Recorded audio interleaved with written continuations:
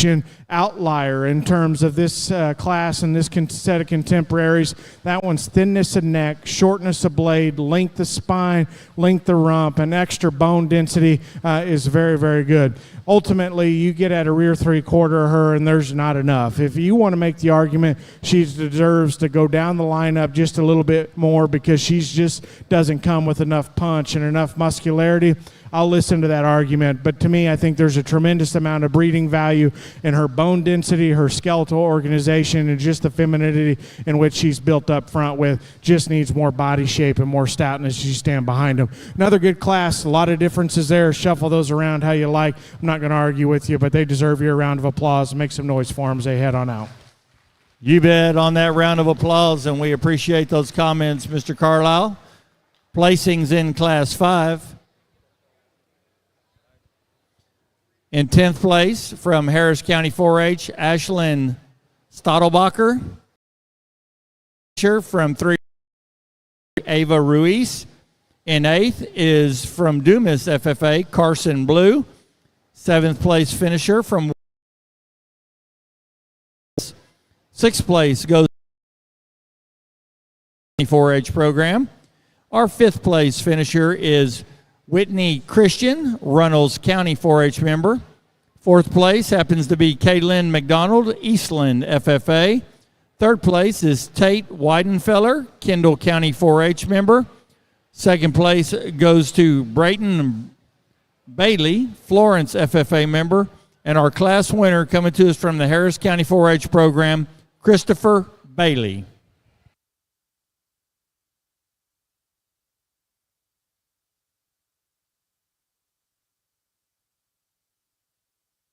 We're going to give Class 5 just a second to freshen that goat up a little bit, bring it around, get it back in line. We're going to have a division champion here in just a minute. Something new, because there's so many of these doe kids, we decided to do a division champion. So we'll have the 3 divisions, light, middle, and heavyweight divisions, 5 classes in each division, and then we'll bring just those division champs back for the selection when we go to the grand champion at the end of the day. From the Texas Goat Breeders Association, point earners today, 3rd place, Tate Weidenfeller. He got his goat from the Highview Ranch. 5th place was Whitney Christian. She came from RC4 Livestock. 6th place was Ethan Williams, TNT Showstock. 8th place was Carson Blue with Daniels Show Goats. And our 9th place finisher, Ava Ruiz, Humphrey Livestock. Once again, if you weren't here earlier, what the Texas Goat Breeders Association is doing is they are developing a point program for scholarships. They will be awarding 20 scholarships to high point exhibitors participating in major stock shows. In the doe shows, doe exhibitors will receive points at San Angelo, San Antonio, and the Austin Weather Doe or Commercial Doe shows. Points will be accumulated and totaled at the conclusion of the final show. The top 20 individual exhibitors will receive scholarships from the TGBA. Points will be acquired in each individual class based on the number of does in the class and the number of placements each show awards. Adams Fab. Established in 2007, they build custom livestock pinning and equipment to fit all your needs. Hanger feeder rods, adjustable slam gate latches, and skirted panels, it all comes standard. Custom pins made by hand and hot dipped galvanized so that you know that they're going to last. Adams Fab is a certified TIPS vendor and can design, fabricate, and install equipment to fit all your needs. Visit adamsfablivestock.com to get started today. Newsom Two Springs Ranch. All of those people donated to the auction. The auction took all the money and put it back into the scholarship program. They raised this first year $21,250. They believe strongly that that program is going to grow over the next couple of years, and they're going to be awarding a lot more scholarships.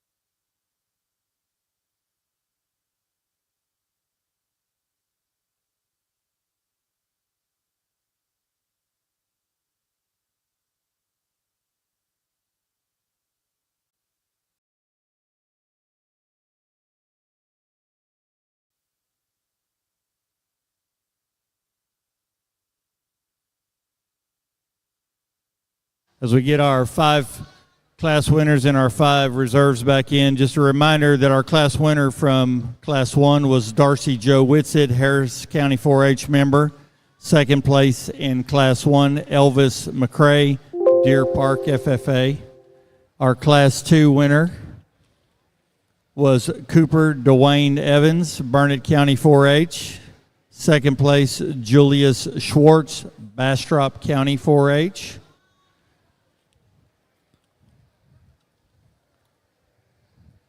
Coming to us from Class 3, we had Rylan Henry Albert, Karnes County 4-H member, was our class winner. Second place, Aiden Howe.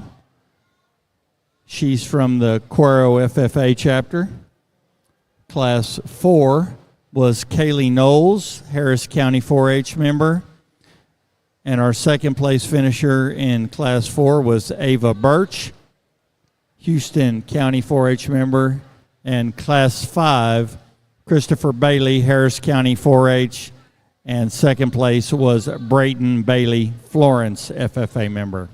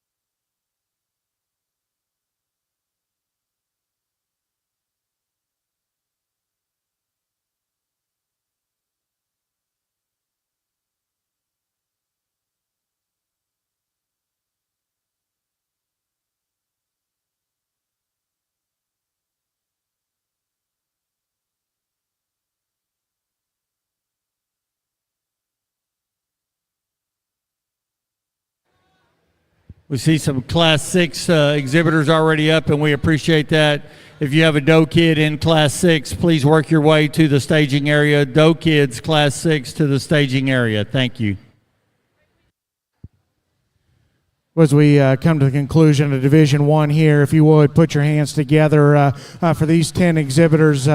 Very, very good set, and honestly, just in terms of quality, I've been awfully impressed with this first division, and just assume it's just going to keep climbing from here. But this division's been challenging to kind of piece together and put together a type that all looks similar. I tried to just find the ones that put the most good together, and I'm okay with this front row being just a little bit different in terms of type and kind. I thought all these represented their class, in my opinion anyway, the best, and I think look awfully nice out here in the champion drive. There's a couple of them that comes down to ultimately between the class winners to get a pair of them out here. I'll go through these just real quick so you know kind of where I'm at on them, because again, there's some big time pieces represented in some of these females, and again, it's just a matter of kind of what problems you're going to go ahead and set aside to latch onto your favorites. So the one that came out of that first class, there's some parts of her that I absolutely love. I think that one's bone, hind leg, forerib, back shape. Her elevation up front when she gets her put together is awfully good. That one's a smoother jump muscle, longer hip, and a squarer upper pin away from winning this division pretty comfortably for me, because again, her front 2/3 are bone, her hind leg are very good. Just wish she came together just a little bit better there in her upper hip. The kind of blonde-headed one that comes here in second is without question the kind of example exotic, real eye-catching one as you back off of them. Her skinniness and neck, the way she's built in her blade down into her sternum is just next level good.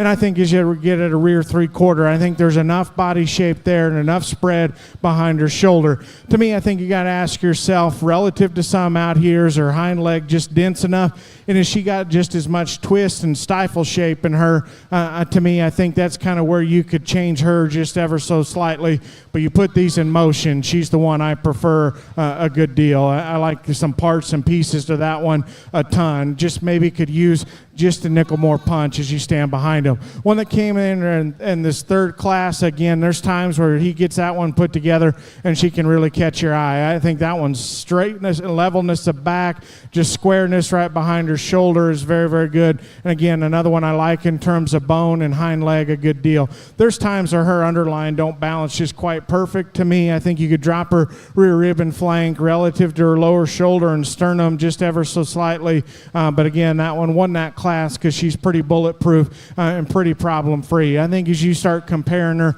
to some on either side, I don't know if she's quite as extreme in terms of her type and kind, but I value what she does very, very well in terms of coming to us in a relatively fault-free package. The next pair of them I thought was interesting. That class was good. I thought these two separated and ultimately used one in that class I thought was just a bit better in terms of her front-end skeleton relative to the one that was second there. When she's parked, I like that one a good deal, in particular at her rear three-quarter. Her chest is opened up. She's got some twist and some stifle shape in her, and I think got enough bone and enough density there in terms of her rear leg. And again, I think paints a very nice picture when they're parked. I think relative to some, you get her out in motion. I think there's times her kind of parts and pieces want to break apart just a little bit. I think she could be tidied up in the way the top of her shoulder hooks into the rest of her top line in motion.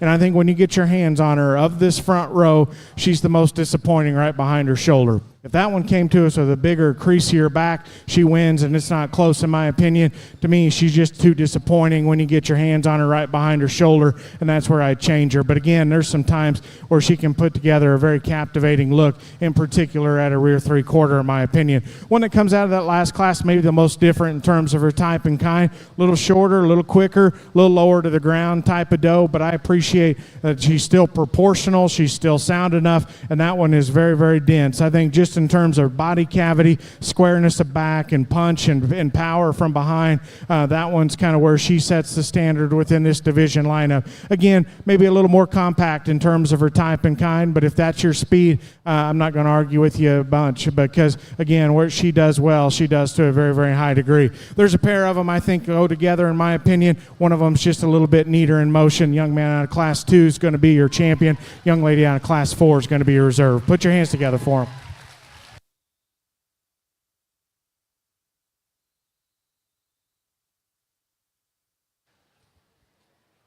Congratulations to Cooper Evans out of Class 2 for being champion Division 1.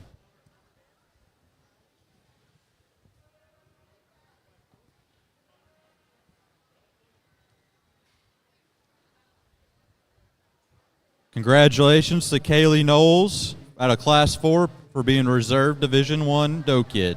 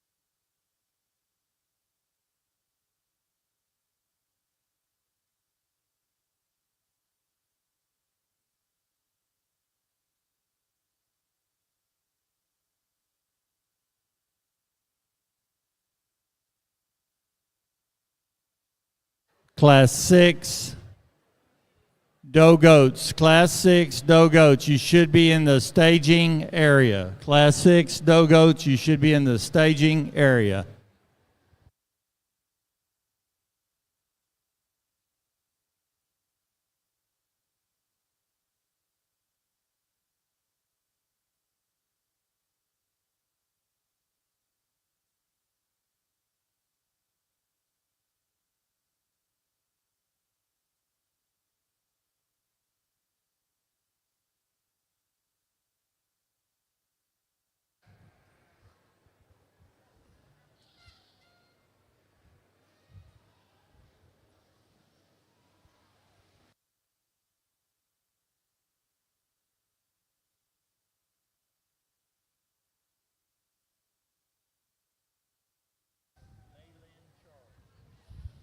Maylin Charles. Maylin Charles, your class is being judged at this time.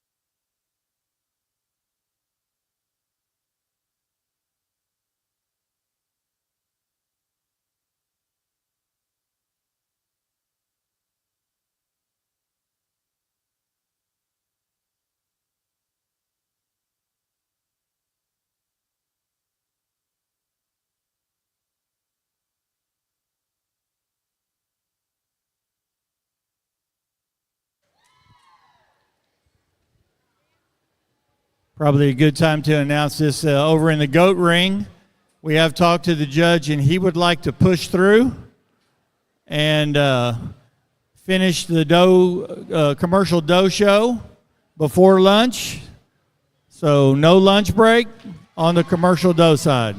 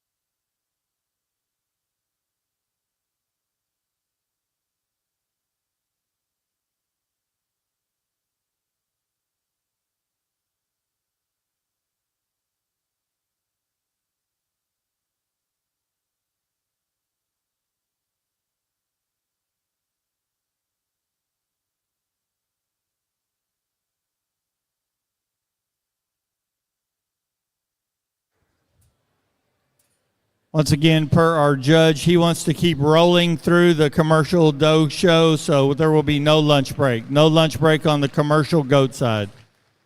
And once again, thank you for that round of applause as we have another group exiting the arena at this time.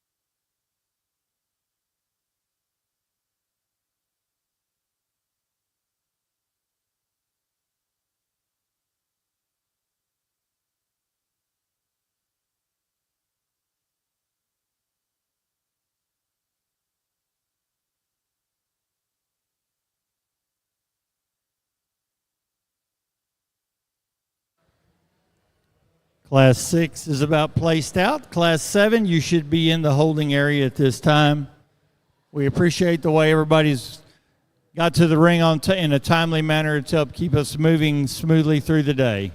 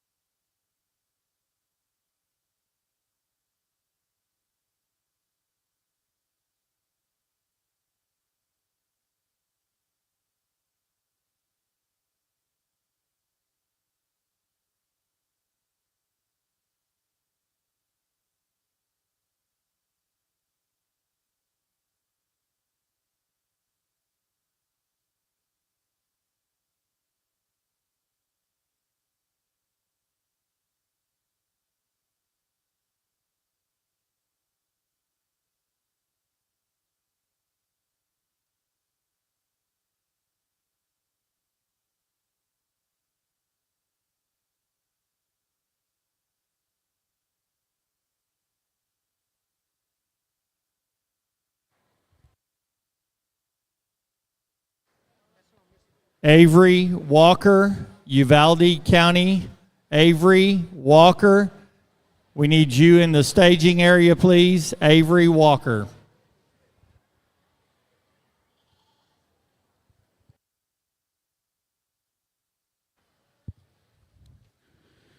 As we kick into this second division, and a very, very challenging class to kick things off here. And again, a lot of differences in the does, but I think ultimately you have to make some calls that get challenging up here at the top end. There's no question this black-headed one that leads off in this class is different as anything that's been in the ring so far yet today. And yet, I still think you have to ask yourself if it's in a good way or if it's in a bad way, because there are times she catches your eye where she is absolutely striking and just exotic looking, and one that just really captivates your attention just in terms of her neck setting, her length of spine, the way she's constructed there down her top line. But then there's times where you got to ask yourself, she's just woofy enough in terms of her center and lower rib cage. And to me, that's still a question mark. But what I will say is when you get on top of this one, she's deceiving in terms of how round she is and the way her rib cage comes out of her spine up high. She's got a big, fresh spread up top and one that's, I think, good enough in terms of her pin width up high. You watch her go away from you, and she wants to get a little too funneled at her base. But there's no different. No doubt that one's different. She's exotic. And I think within this set of contemporaries, I'm comfortable using her. I'm anxious to get her back in her division drive here in just a little bit because I like her and I want to love her. But to me, I think there are some question marks you got to ask yourself. And I think stacking her against some different contemporaries will kind of decide where I fall on those. But within this set, I think she needs to go ahead and win. I think where she's good, she's as different as anything that's been through the ring so far. I think from there on back, they get a little bit different. I think the one that comes here in 2 probably looks better in motion than she does standing still. I think she wants to fight her and just doesn't want to pull herself together. You throw that one in motion, I actually like her hind leg better than the one that leads off. She's a little square as you get behind her, and that one's got a big round rib cage, a square back in her. To me, one thing that hurts her, and I think hurts her from a first impression standpoint, she's just not real fresh in terms of her hide and her skin. I think, again, you kind of see it with your eye, but when you go to handle her, kind of handles accordingly as well. I think if she could be just a little bit fresher skinned, I'd listen to an argument that she needs to beat that one, especially in her natural state, because she can get out and flat motor, and I like her hind leg better than the one that leads. One that comes here in 3, again, just kind of works herself up. That's very fundamental. Very solid piece of livestock there that's opened up, got the right kind of rib cage, and I think sound enough. You know, she's a little forward in her knee, a little more upright in her shoulder, but I think she handles it good enough. I like her hind leg good. You know, to me, I think when push comes to shove, I don't know if she's quite as stout and punchy when you stand behind her. She's maybe just a little longer in terms of her blade, a little deeper up front. So to me, I think you got to ask yourself if she's just unique in any one area, but beats several behind her, because ultimately, you can convince yourself she's relatively problem-free relative to the pair that goes out ahead. I just don't know if she's quite as unique in her construction up front. One that comes here in 4, again, kind of works herself up. I like that one's chest width, her forearm, her substance, and her extra forerib and heart girth, I think is very, very good. You stand behind her, I think that's where she kind of plays out. It's a red, the red doe kind of wants to run downhill, but you get behind her, she kind of funnels to her pin set, gets a little more bow-legged in terms of how she plants and goes off of her rear hock there. But again, I think in terms of just rib shape and body shape and having some extra bone, that's where she beats some of them on down the line up there. Good class. Again, I'm not going to argue with you if you want to shuffle those around. Very interesting one there on the top end. Put your hands together for them. Once again, we appreciate those comments. Placings in Class 6, 10th place, Bryn Glover, Friendswood FFA. 9th place goes to Paisley Howerman from Montgomery County 4-H. Our 8th place finisher is Jace Wizoon, Tom Green County 4-H. 7th is Darcy Humphrey, Morris County 4-H member. 6th is Kylie Tobias, Vista Ridge FFA. 5th place, Jana Jones, Live Oak County 4-H member. 4th place goes to Christopher Perelis from Wilson County 4-H. 3rd place is Hannah Brooks, Burnett County 4-H member. 2nd place goes to Abigail Bryan, Victoria FFA. And our class winner coming to us from the Bell County 4-H program, Carson Kirksey. Texas Goat Breeder Association point earners. First place, Carson Kirksey, Blue Team Weathers. 2nd place, Abigail Bryan, Shrank Show Goats. 3rd place was Hannah Brooks, Evans Livestock. 4th place, Christopher Perelis, Barlow Livestock. 5th place, Jana Jones, JB Goats and Livestock. 6th place, Kylie Tobias, Custer Show Goats. 8th place, Jace Wizoon from Decker Show Goats. And 10th place, Brian Glover, Techstar Genetics.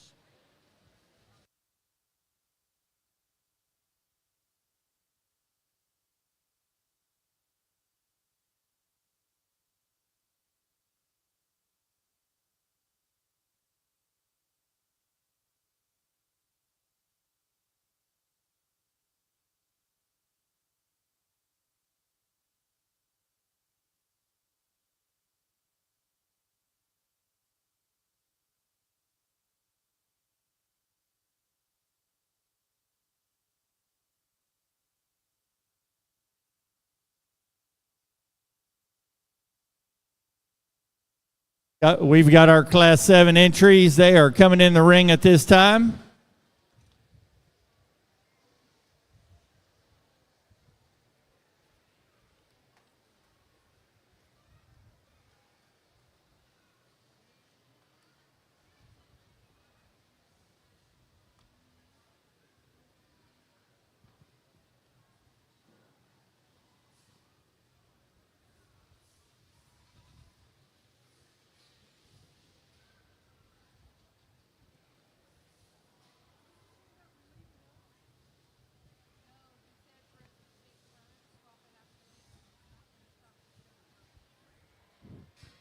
"46 competitors in Class 7. 46 competitors in Class 7.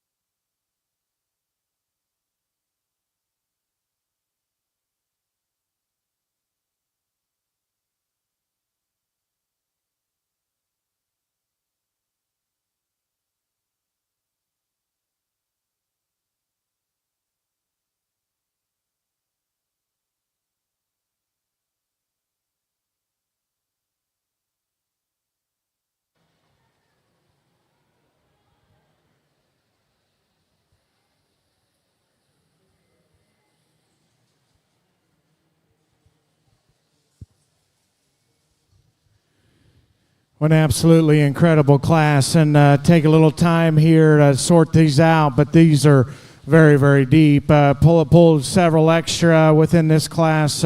Again, I think that just speaks to the depth of it.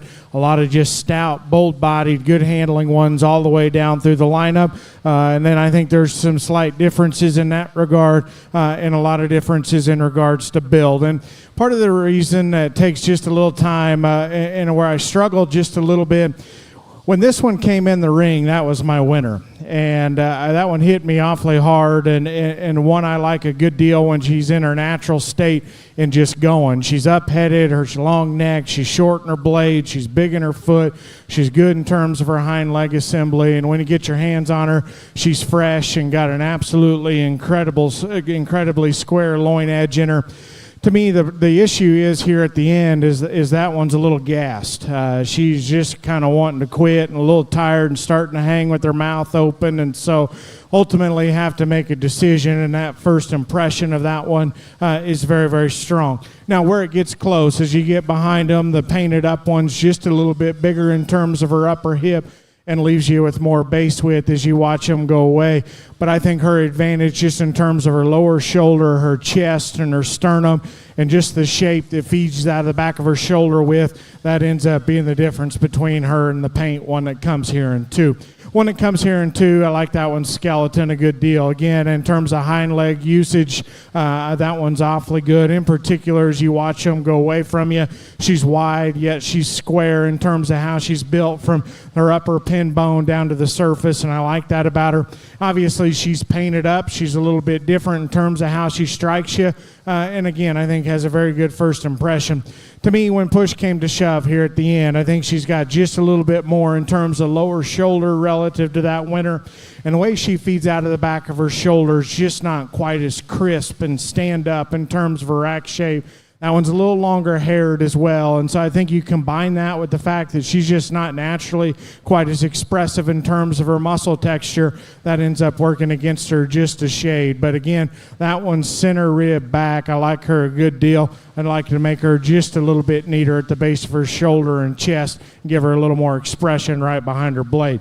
One that comes here in 3 paints a beautiful picture two-dimensionally. That one's neck setting, top line construction, length of rump, tail setting is all dead on. Again, as you back off the livestock, that one will take a tremendous picture.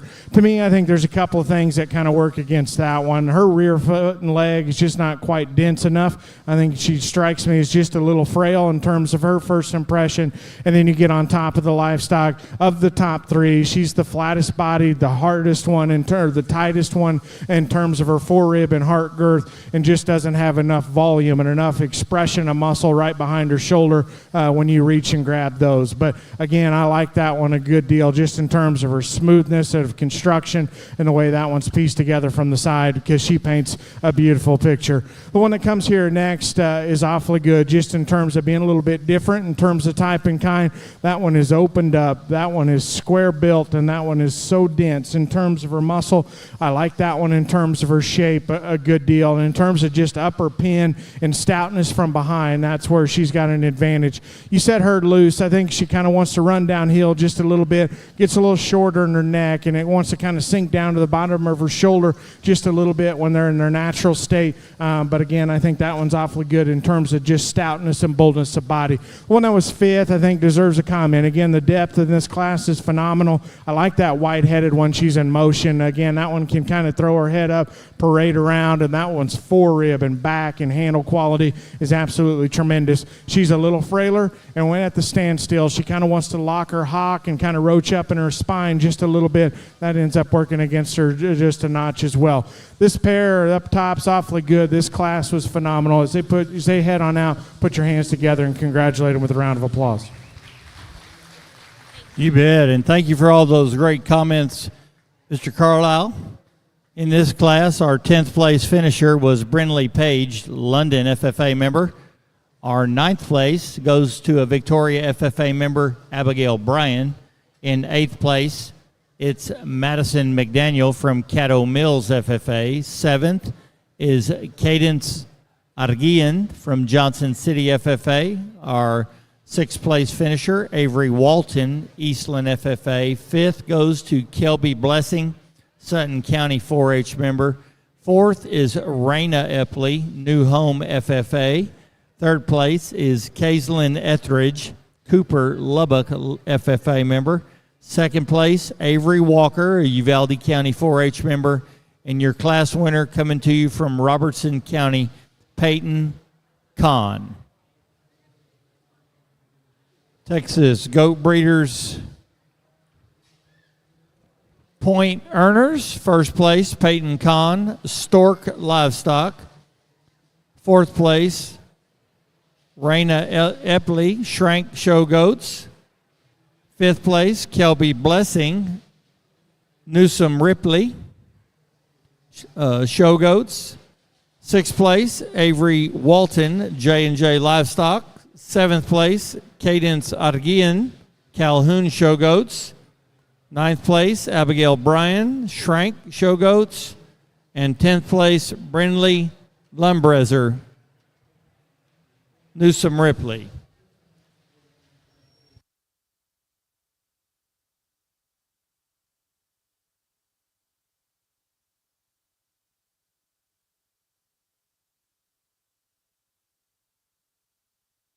Class 8 goats are entering the ring. This will be your preliminary call for Class 9. If you have a goat in Class 9, you can start working your way to the staging area. Class 8 going in the ring at this time.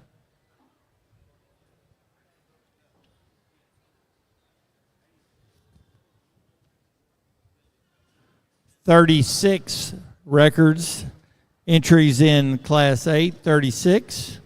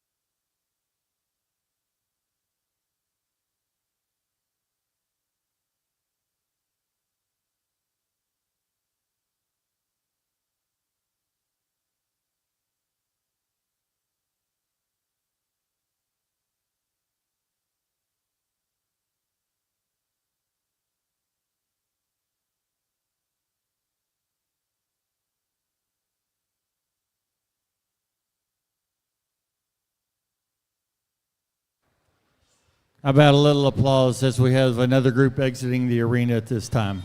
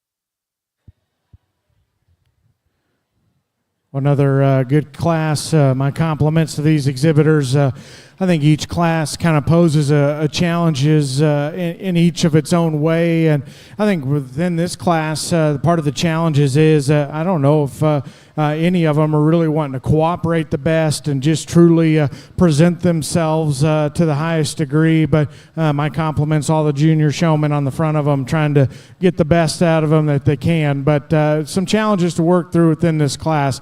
Again, I think the one we lead off with just ends up being the fault-free doe, in my opinion. When she comes together, she paints a nice picture from the side in terms of balance and proportionality. I like her length of rump, and one advantage that she has over the one that comes in two that I think helps her balance just a little bit better for me from the side is her depth of twist and her lower stifle shape, and how it ties deeper into her hock, I think is quite a bit better than the one that comes here in second. Again, that's a short blade and a big foot, and one that wedges the right way as you back off the side of them. You don't want to get your hands on her. I'm not going to sit here and tell you she's overwhelming in terms of shape right behind her blade, but her loin is big and square and fresh, and her skin and her hide is on point. So, again, I think right behind her shoulder is good enough within this set of contemporaries to go ahead and use her. One that comes here in second, young man does a really good job of getting a lot out of her. I think in terms of height, the shoulder, and just having some extra height at the top of her blade, some length and levelness down her top line, I think she paints a very nice picture in that regard. You know, to me, as we discussed in advantages in that class winner, with this one in second, to me, I think for her to balance just perfectly, in my opinion, she just needs a shot more twist and just a little more shape tied down into her hock from a stifle standpoint. But from there on forward, that one's forerib and back spread and shape and expression behind her blade is very good. Again, the young man does a nice job of getting a lot out of that one just in terms of highlighting her height of shoulder and her length of neck because she is very good in that regard. You stand behind her, that's where I'd like to change her.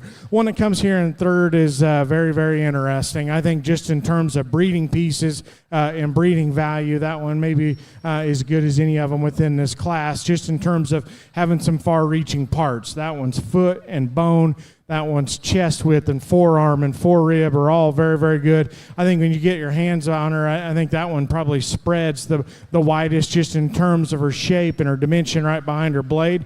To me, it's her back third that just aren't good enough. I think as you study her up top and get from behind at a rear three-quarter, that one's tail setting's just a little low. She funnels to her pin set, gets a little flatter in terms of her stifle. So I don't know if her back third kind of matches the extra width and density that you find as you're viewing them at a front three-quarter, just a little rounder and nondescript in terms of how she's built in her upper hip and stifle. But again, that one's chest, forerib, and bone work are all next level good. One that comes here next, again, two-dimensionally very, very nice. I think that one's length of neck, the way it ties in that one's shoulder and blade, that one's length and levelness. The top line is good. She paints a nice picture from the side. Again, another one just probably a little too closed up and just a little too flat in terms of her body shape to go ahead and move her up any further. In particular, just make her fresher and just more expressive in terms of her muscle texture up high in particular. And again, that one can run with the best of them because that one's skeleton and design are absolutely on point. Another good class. My compliments to those exhibitors. Put your hands together for them. And thank you, Mr. Carlisle. We appreciate your comments. In Class 8, 10th place, Wharton FFA member Logan Burdett. 9th place goes to Denton County 4-H Brady Brister. 8th place is Harper Garrick, Columbus FFA. 7th is Audrey Kep, Comal County 4-H member. 6th, Haley Satterfield from the Jourdanton FFA chapter. 5th is Chloe Todd, Longview FFA. 4th place finisher is Lane Jones from the Brazos County 4-H Club. 3rd goes to Riley Barlow, Lavernia FFA. 2nd is Luke Lacasio, Huffman FFA. And our class winner coming to us from Concordia Lutheran FFA is Lacey Piper. Texas Goat Breeders Association point winners, Lacey Piper for first place, Techstar Genetics. Second place, Luke Lacasio, Evans Livestock. Third, Riley Barlow, Barlow Livestock. Fourth, Lane Jones, Evans Livestock. Eighth, Harper Garrick, Evans Livestock. Ninth, Brady Brister, Shrank Show Goats. And 10th, Logan Burdett, Compadres Cabritos. At this time, we have Class 9 entering the ring. We're missing 2 exhibitors from Class 9. We're going to go ahead and start the class, but we need Mackenzie Reynolds and Jillian Watson. Mackenzie Reynolds and Jillian Watson.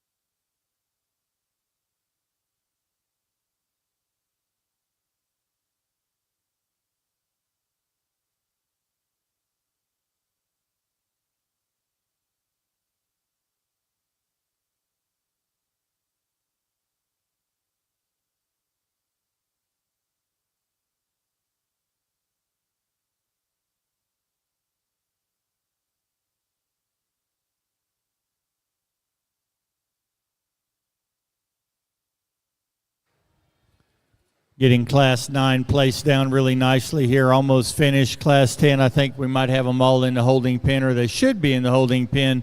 Following Class 10, we're going to have our middleweight division drive. We'll have the middleweight division drive following Class 10. So if you are a class winner, first or second place in classes 6, 7, 8, 9, or 10, we'll get you back in there and pick another division champion.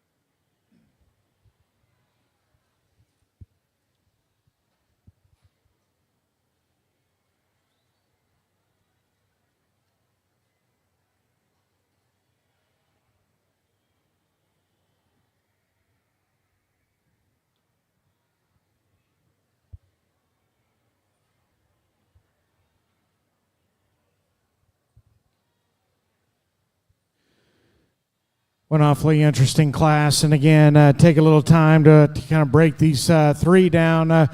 Again, I think some big-time parts and pieces represented, but maybe all of them come with a fault that I'd like to modify just a little bit. So I think it gets challenging in terms of how you want to piece it together. Ultimately, I thought the one we'd lead off with was just the combination of the two, or the best combination of the two behind her. I think that one's incredible in terms of her chest width and her forearm and her back shape. She leaves you impressive from behind, and that one's got a substantial advantage, not only in terms of hind leg design and utilization, but just density and bone size as well over this one that comes here in second. And I think, again, maybe reads longer from hooks to pins, got an extra shot of length of body, runs uphill. I think she paints a nice picture from the side. Now, there's times where I wish she just kind of was a little more relaxed in terms of how her muscle tied together down her spine.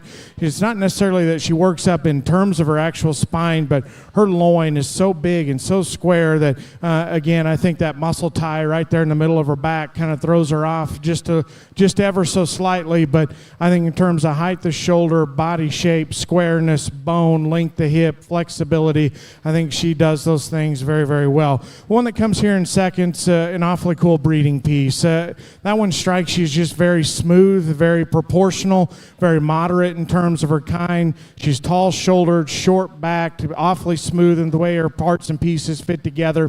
Probably to the point it maybe works against her just a little bit. I think of the top 4 or 5, she's easily the fattest one within this lineup. To me, when we set her in motion, that's where she kind of falls out for me. Not only is she too short from hooks to pins, but she's just the one to kind of drag one of her back legs and kind of draws a line in the chips as you watch her go away from you. And to me, my first impression of that one is frail. She needs to be a little more dense in terms of her rear bone and foot in order to go ahead and justify using her in my mind. But again, smooth, short back, proportional, opened up. Just wish she was longer hipped and more flexible off of her rear leg and stouter bone. One that comes here in third is interesting, and I want to like that one a bunch because when you back off of them, that's the one that kind of paints a picture that I like in terms of being a little more exotic in terms of her type and kind, a little more later maturing type of female. It's got some extra length, got some length of rump, and that one is incredibly flexible in terms of her skeleton. I'd actually argue maybe just a little too much, so maybe a little too much reach and bend off of her rear leg for me. If that one came with just a little more width and a little more punch when you got it a rear 3/4, she wins this class, and it's not close in my opinion. But you ultimately have to make a call on if that one's opened up enough. And I think relative to the quality we have up here at the top end, I'm just not willing to sacrifice that much body shape and forearm and width as you watch them go away. One that comes here in 4, again, just kind of works up in terms of having some broadness of body shape, extra squareness of back. I think she's very, very good there. To me, that one is one that just needs to be redesigned up front. She's a little longer in her blade, a little rounder in her shoulder. But my big issue with her is you go from the point of her shoulder into her knee, into the surface, she's just not built right in terms of her front skeleton. But again, that's a big rib cage and a big back, one I can appreciate for extra squareness all the way through. Good class, shuffle those around. I'm not going to argue with you, but once again, my congratulations on a job well done. Thank you, and thank the audience for that round of applause. Youngsters have earned it. In 10th place, Laramie Drury from Runnels County 4-H. Our 9th place finisher was Kylie Ruiz, Live Oak County. In 8th place, Jet Wazun, Tom Green County. 7th place finisher, Micah Fisher, Gunter FFA. 6th goes to Andreas Tarasas, Natalia FFA. 5th place, Avery Fisher, Van Zant County 4-H. 4th place, Laney Smochik, Belton FFA. Our 3rd place finisher is Lane Sokias, Galveston County 4-H. 2nd place, Misty McElroy, Brazos County 4-H. And your class winner coming to us from Grayson County 4-H, Paisley Atkins. Class 9 is in the books. Class 10 is coming in the ring. Texas Goat Breeders, last class. Those earning points, Paisley Atkins, first place finisher, La Copa Show Goats. 7th place, Lane Socius, Highview Ranch. 8th place, Jet Wisehoon, 3R Ranch. 9th place, Kylie Ruiz, Humphrey Livestock. 10th place, Laramie Drury, Triple D Livestock.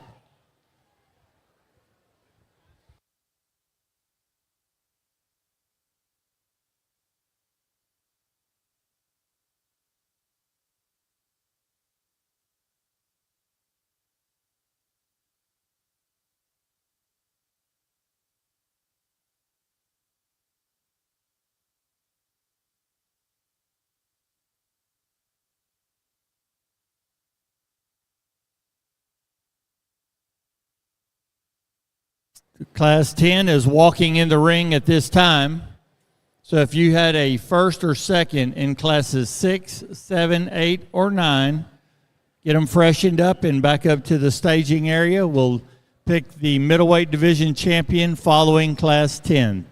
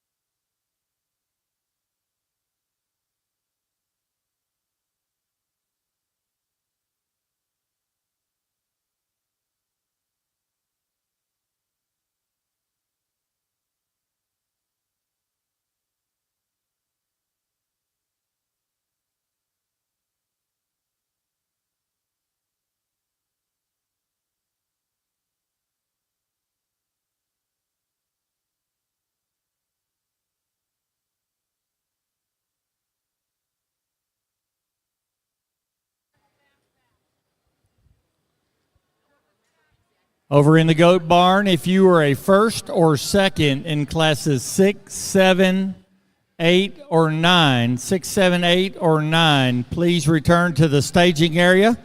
He's getting class 10 placed down nicely right now. So we'll finish up class 10, then we'll pick our middleweight division champion.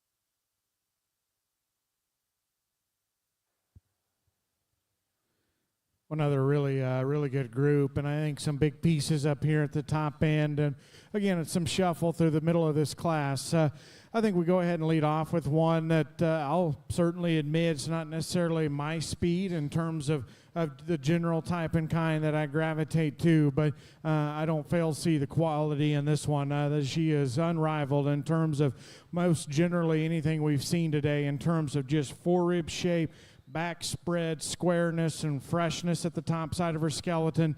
Awfully impressive from behind. Again, that one's just awfully stout and just hits you with a really good first impression of just being kind of a big muscle piece that still, I think, comes together good enough. You know, she's kind of wants to run downhill and wants to fight the chain just a little bit when we ask her to lead.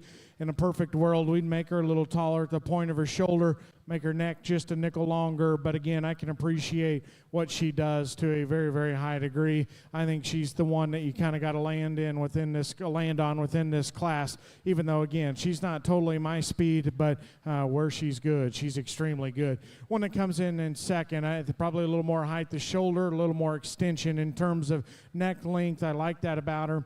To me, she's one, as you get her on the go, she gets just a little more uncoordinated in terms of how she handles her skeleton. She kind of wants to open up in her blade and kind of just toss her front legs out in front of her in just not a real organized manner. And then you study her at the surface. When you study her rear leg, I think she's just a little longer and weaker and softer in terms of her foot and her pastern. I'd like to give her just a little bit more strength there. But again, that's a good one in terms of levelness of spine, height of shoulder, length of neck. Just wish that one stayed a little more tidy in terms of her skeleton when you ask him to go. One that comes here in third probably mirrors our class winner just in terms of being pumpkin ribbed and absolutely incredible in terms of shape and expression and muscularity. I think with that, though, she's just a little more jammed up in terms of her type and kind. She's a little short neck, little coarse shoulder, gets a little deeper in terms of her sternum and breastplate. And for all that muscle and that mass and expression up high, she doesn't really match it at the surface. That one's just a little too refined in terms of her bone and her foot. That one needs to come to the surface with just a little more density to kind of have everything go together with that one. But again, I like that one a good deal in terms of her center body and squareness. From the outside, I like the one here in 4. I think just in terms of lateness and maturity, length of neck and extension, I like her over the one that comes here in 3. To me, you got to ask yourself if there's just enough there as you get behind her at a rear 3/4. To me, that's kind of where she wants to funnel to her tail, get a little flat, stifled, and again, just a little extra set, a little more refinement to her hind leg assembly there than I'd prefer. Again, give that one more punch from behind, a little stouter rear leg, and I can move her up a couple of spots. Again, interesting class, interesting individual there at the top end. Put your hands together for him.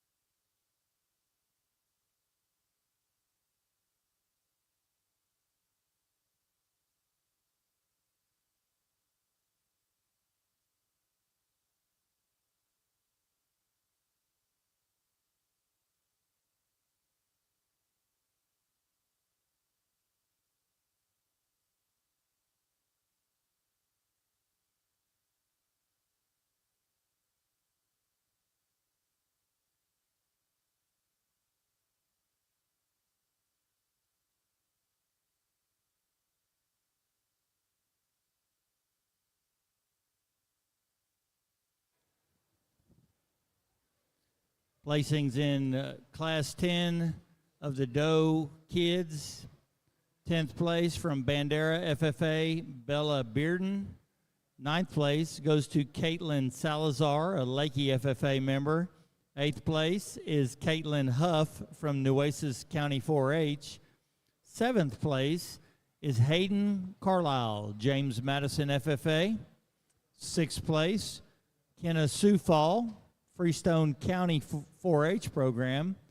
5th place, Julie Jones, Live Oak County 4-H. Our 4th place finisher was Brooke Lacasio, Huffman FFA. In 3rd was Elvis McCrae, Deer Park FFA member. Our 2nd place finisher in Class 10 was Brett Dreyer, Uvalde County 4-H member. And our class winner, coming to us from Erath County, Audrey Batiga. Texas Goat Breeders Association. Point earners, Audrey Batiga, 1st place, Lazy JB Livestock. 2nd place, Brett Dreyer, Evans Livestock. 3rd, Elvis McCrae, 24 Show Goats. 4th, Brooke Lacasio, Evans Livestock. 5th, Julie Jones, JB Goats and Livestock. 6th, Kenna Sufall, Newsom Ripley Show Goats.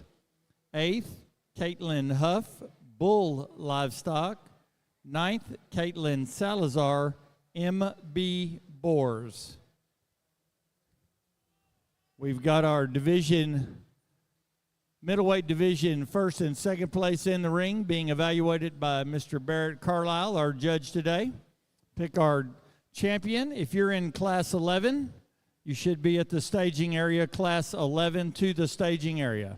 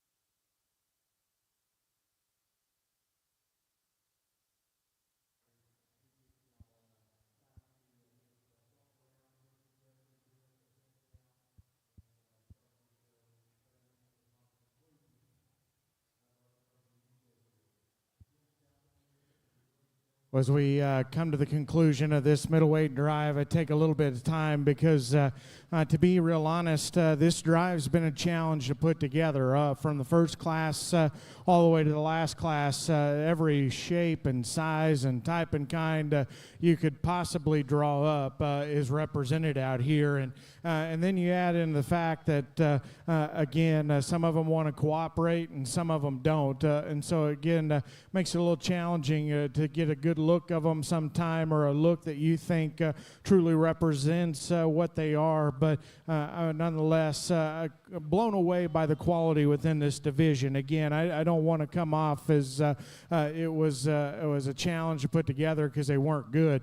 It was the opposite. This division's been very, very good, and depending on where you want to be in these things, you could land on one and say, this one's easy to use, based on the direction I want to go in my breeding program, or maybe this one's easy to use and be totally different. And I think the two does that come to mind within this division that I think just kind of encompass where we are here is that first one's an absolute freak, and that last one's an absolute truck. And yet I'm still convinced both of them were the best ones in their respective classes. Now, ideally, we'd like to be somewhere in the middle there, but if you could combine those two, but nonetheless, you can't necessarily do that out here. I'll go through these class winners in one of the seconds and tell you kind of where I'm at on these, because, again, I don't think it's easy, and if you want to come argue afterwards that one of them was significantly better than the other, I'm not going to argue with you, because, again, depending on what direction you want to go, I could certainly see your side. As I mentioned, that black-headed one that came out of that first class is a freak. She's different.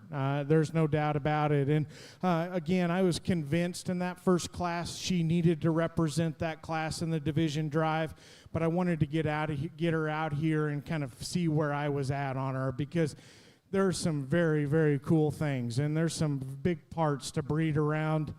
Ultimately, I got to ask myself if there's too many problems that come with it. When she comes at you, she's just a little weird in terms of how she plants from knee to ground, and then you watch her go away from you. She kind of gets a little stabby in terms of her hind leg and how she plants it in the surface, gets a little narrow based, and then sometimes gets a little harsher flanked. Again, I don't want to come off as nitpicking her, because she's exotic. Her neck, her shortness of blade, her top line, her length of rump, tail set, just the cleanliness of her lower body, again, is awfully, awfully unique. Just got to ask yourself if that one's skeleton in particular is tolerable enough to go ahead and sink your teeth in her within this division, because where she's out there, she's out there. That next class was incredible. That from 1 to about 12, this second class in this division is the best one we've seen so far yet today. And there's a pair of them that came out of there that, again, I still like when they're out here. I have some struggles with both of those in a couple areas. Ultimately, use this blonde-necked one to win, because I thought she was a little neater at the base of her chest, a little neater at the base of her shoulder. And when you get your hands on her, she is more expressive right behind her blade in terms of how she feeds out of the backside of her shoulder in terms of her rack shape. To me, I guess you get behind her. That's where the question mark is. I just don't know if she's just pulled apart enough in terms of how she's built to her upper pin set. I'd like to give that one just a little bit bigger pin bone when you stand behind them. But her forerib, her blade, her neck set, her bone work, her hind leg, to me, those things are very, very good. And to me, that second place pushed her, because that one's hind leg and squareness as you watch them go away from you is quite good. As you back off of them, there's just something about that paint doe that just strikes me as just a nickel more plain in terms of how she's constructed up front, and then she handles kind of like that as well. Just a little more nondescript, but from there on back, that one's loin, pin set, tail set, base width, all those things correct what we'd like to correct in that winner. So ultimately, if we could blend those two together, I think you'd be cooking with gas there. One that comes out of that next class is one I mentioned in particular, just not wanting to cooperate. When that thing kind of gives it up, her neck and blade and chest are as good as anything out here. That one's hind leg assembly is very, very good, and she's got a cool stifle shape from the side. if it would all come together, again, that one could give you a look to where you could say that one's the one to lead off within this division. But again, there's some challenges there in terms of getting the look that you want in order to get on here and confidently say she's the best one. I could argue that she's as problem-free as any of them out here, but I could also argue she's probably not as extreme in any one area as any of them out here. So if you want just a good, complete one, again, I would listen to an argument that says that's the one that needs to win. One that comes out of that next class in terms of just boldness of chest, forerib, yet combined with some length of rump and hind leg assembly that's awfully cool. That's where I like that one a ton. Again, she's probably not the neatest one in terms of her head. She's not the thinnest one in terms of her neck, but you kind of get some of those things when you get that much just chest width and body shape, and I think her proportions are good. We mentioned in class, she's kind of got a muscle tie right there in the middle of her back on the front side of her loin. If you could just relax that a little bit and just make her seamless in terms of how everything fit together in regards to her top line, then again, I get on here and tell you that one's easy to use. So again, just big parts in that one, and again comes to us with some balance and proportionality. I like that one's length of rump in particular for having that much just bulk and width underneath, and a very good hind leg. A different one was out of that last class, as I mentioned, to lead off that class. Not necessarily my speed in terms of what I'm after, but again, I can appreciate what she does well. She is the boldest rib. She is the widest chested. She is the most extreme in terms of her shape and her expression. And again, there's without question a unique breeding piece there just in terms of power and muscularity. To me, I think she gets just a little plainer in terms of how she constructed up front, a little coarser in her neck, wants to run downhill. Again, I think you could make her just a little more feminine, a little more extended in terms of how she's constructed in the front 1/3 of her body. But again, where she's good, she's exceptionally good. I'm going to set the mic down, go look at them one last time. Again, I could be convinced to go a lot of different ways here. I'm not going to sit here and tell you that it's easy to do one thing over another, but my congratulations, all 10 of these exhibitors. Put your hands together for an outstanding division.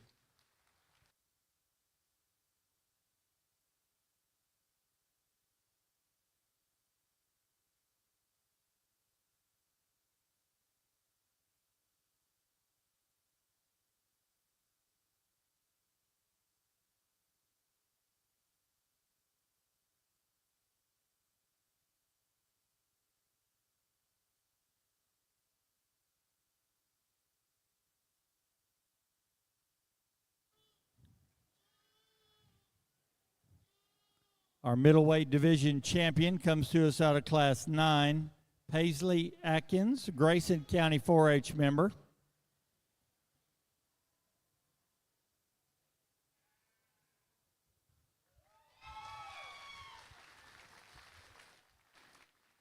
Our reserve champion will come to us out of Class 8, first place Class 8, Lacey Piper, Concordia Lutheran FFA.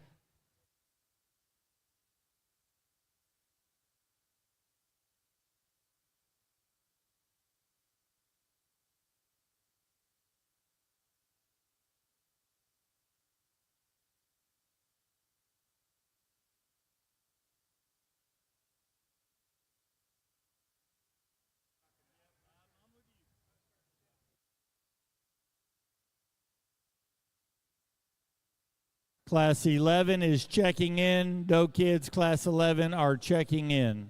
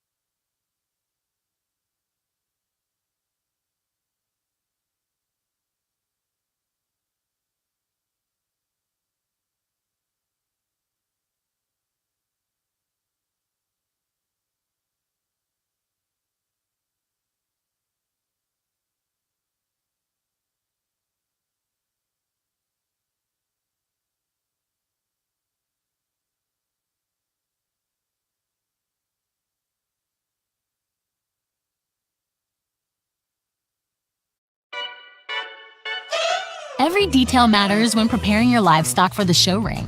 At Producers Co-op, we offer high-quality show feed, supplements, and supplies designed for your animal's best performance. Our specialized feeds promote optimal growth, conditioning, and muscle development for cattle, sheep, goats, pigs, and more. With expert advice and reliable products, we're dedicated to your success. Trust us to help you reach your goals with the feed that works as hard as you do. Come see why at Producers Co-op, it's better here.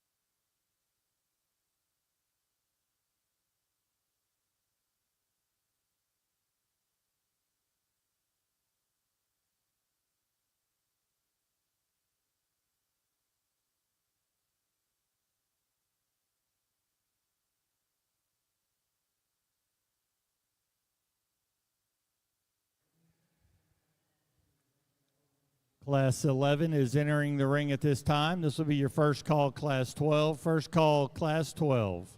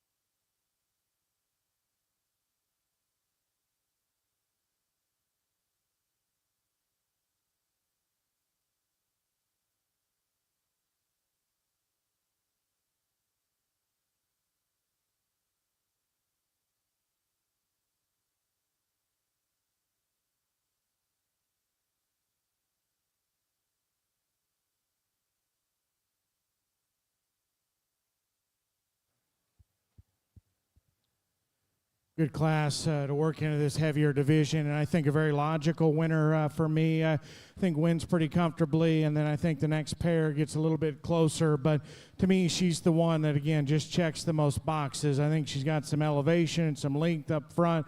She got the right kind of body shape, and where she smokes the one that comes here in second is her length of hip, hind leg assembly, and ability to just drive off a rear two is quite significantly better than the one there in second. But again, I think just paints a very, very nice picture from the side, sounder than the one that comes here in two, and just a little bit later in terms of her maturity curve than the one that comes here in three. The front 2/3 of the one that comes here in second are awfully nice. She's got some height of shoulder, some length of neck, her forerib and body shape is good, and she handles awfully good. To me, it's just her back third that gets her in trouble, and I think makes it close between the one that comes behind her as well. A little short, steep out of her hip, kind of locks her hock forward at times, and as she gets out and goes, it kind of makes her drive up in the middle of her spine, just not attractive enough in motion. One that comes here in third is probably a little bit better in terms of her hip and hind leg, and I'll certainly admit to that. I like that one's rib cage as well. To me, her first impression reads just a little more jammed up and a little bit more quick in terms of her maturity curve, and then you ask her to go, she's just a little rounder and a little plainer built up through the front 1/3 of her body. But if you want to go ahead and switch that pair because her hip and hind leg's better, I'd certainly listen to that argument as well. One that comes here in four paints a nice picture from the side, and she's arguably as flexible and as good in her skeleton as anything within this class. Bigger outline, tall-shouldered doe that needs to be just a little bit smoother right there over her jump muscle. As you watch those come and go, she's just too closed up underneath, but I do appreciate her flexibility. Nice class, nice winner there at the top end. Put your hands together for him.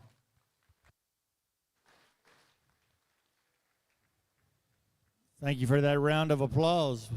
Much appreciated. Class 11, our 10th place finisher was Jet Wizoon, Tom Green County 4-H. 9th place goes to Ace Metter, Leon County 4-H member. 8th, Laura Lee Wagner from Martin County 4-H. 7th is going to be Connor Martinez, Cal Allen FFA. 6th place is Bristol Talbert, Runnels County 4-H member. 5th goes to Caleb Bunger, Rivera Coffer FFA.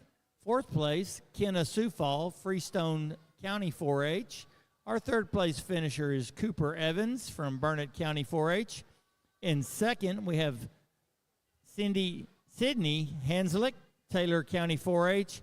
And our class winner coming to us from the Hawkins FFA chapter, Carly Parrott. Class 11 is in the books. 12 is in the holding area. We're ready for 12 to come on in. While they're entering the ring, I'm going to give you the breakdown on the Texas Goat Breeders Association kids that earned points today. Remember, San Angelo, San Antonio, and Austin kids will earn points at each of those shows. Then the one with the most points gets the biggest scholarship. Top 20 point earners will receive a scholarship of some size. $21,250 in the coffers to be distributed after the Austin Stock Show. Our first place finisher, Carly Parrott, Kiefer Livestock. 3rd place, Cooper Evans, Evans Livestock. 4th, Kenna Sufal, Newsom Ripley Show Goats. 6th, Bristol Talbert, Talbert Show Goats. 8th, Laura Lee Wagner, Two Springs Ranch.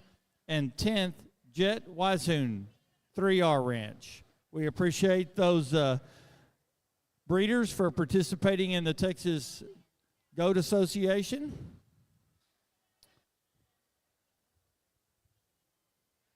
$12 is in the ring. 13 will be moving into the holding area.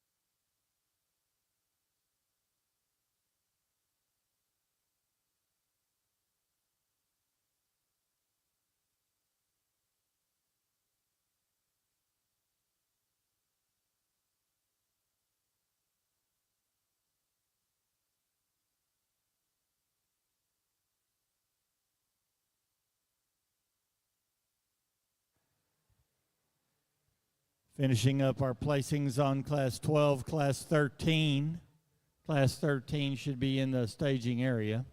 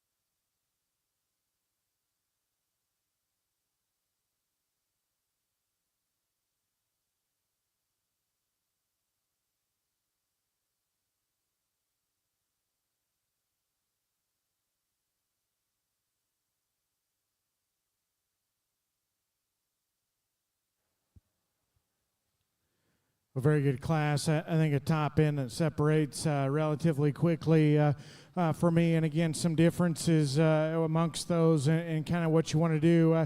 Ultimately, felt like, again, not to sound like a broken record, but the class winner, to me, you just check the most boxes. In particular, when we get those in motion, I think her extra height of shoulder, length of neck, just the extra shot of scale and frame and lateness and maturity relative to this one that comes here in second is a big advantage. And I love that thing in terms of her bone or her hind leg assembly.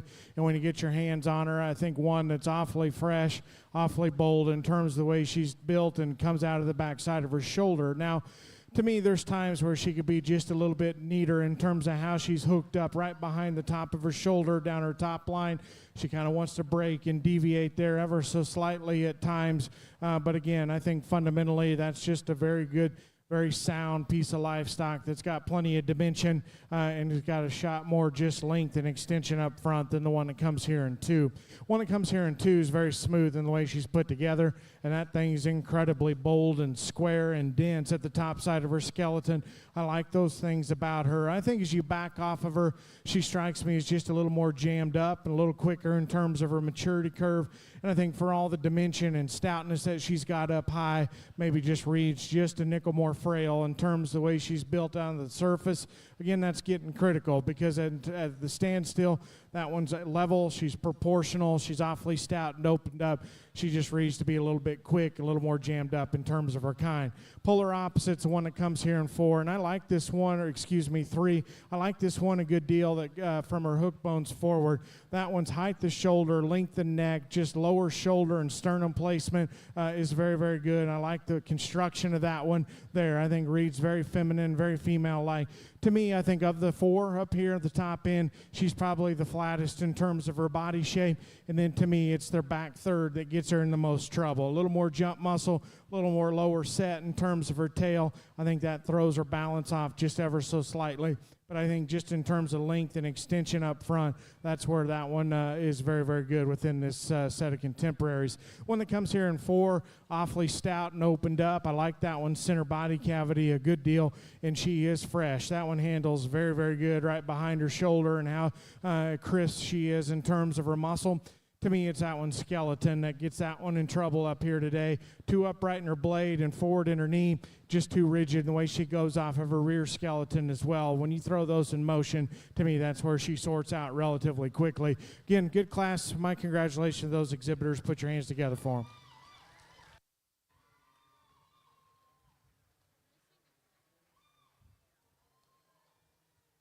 Oh, I like all the extra applause and cheering. That's good to hear. Class 12, 10th place, Gunner Broadway, Longview FFA. Ninth place, Kaylin Droge, Calallen FFA. Eighth, Paisley Inglekeey, Guadalupe County 4-H. Seventh goes to Jimmy Jones, Live Oak County 4-H. Sixth place, Bailey Meek, Hallsville FFA. Fifth place, Lacey Piper, Concordia Lutheran FFA. Our fourth place finisher, Kyler Sewell, Alvin FFA. In third was Ford Brooks, Burnett County 4-H member. Second place goes to Cade Rokel, Orange Grove FFA. And our class winner from the Zavala County 4-H program, Mackenzie Rangel. Texas Goat Breeders Association, first place, Mackenzie Rangel, A&M Livestock. Second place, Katie Rokel, Shrank Show Goats. Third place, Ford Brooks, Evans Livestock. Seventh place, Jimmy Jones, JB Goats and Livestock. And our 10th place finisher, Kylie Huffman, Shrank Show Goats. We once again appreciate the Goat Association for the program they've got going. Class 13, walking in the ring. So if you're in Class 14, please make your way to the announcer stand. Class 14, please come to the announcer stand. Or not the announcer stand, but the staging area. Class 14 to the staging area.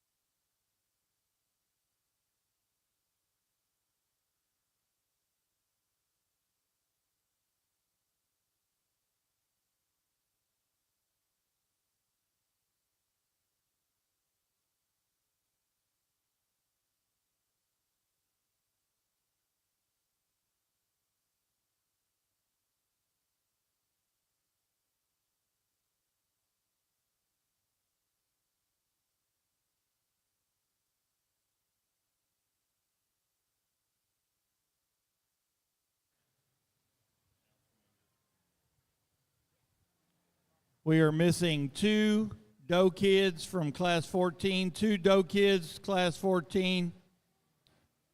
If you're in class 14, make your way up.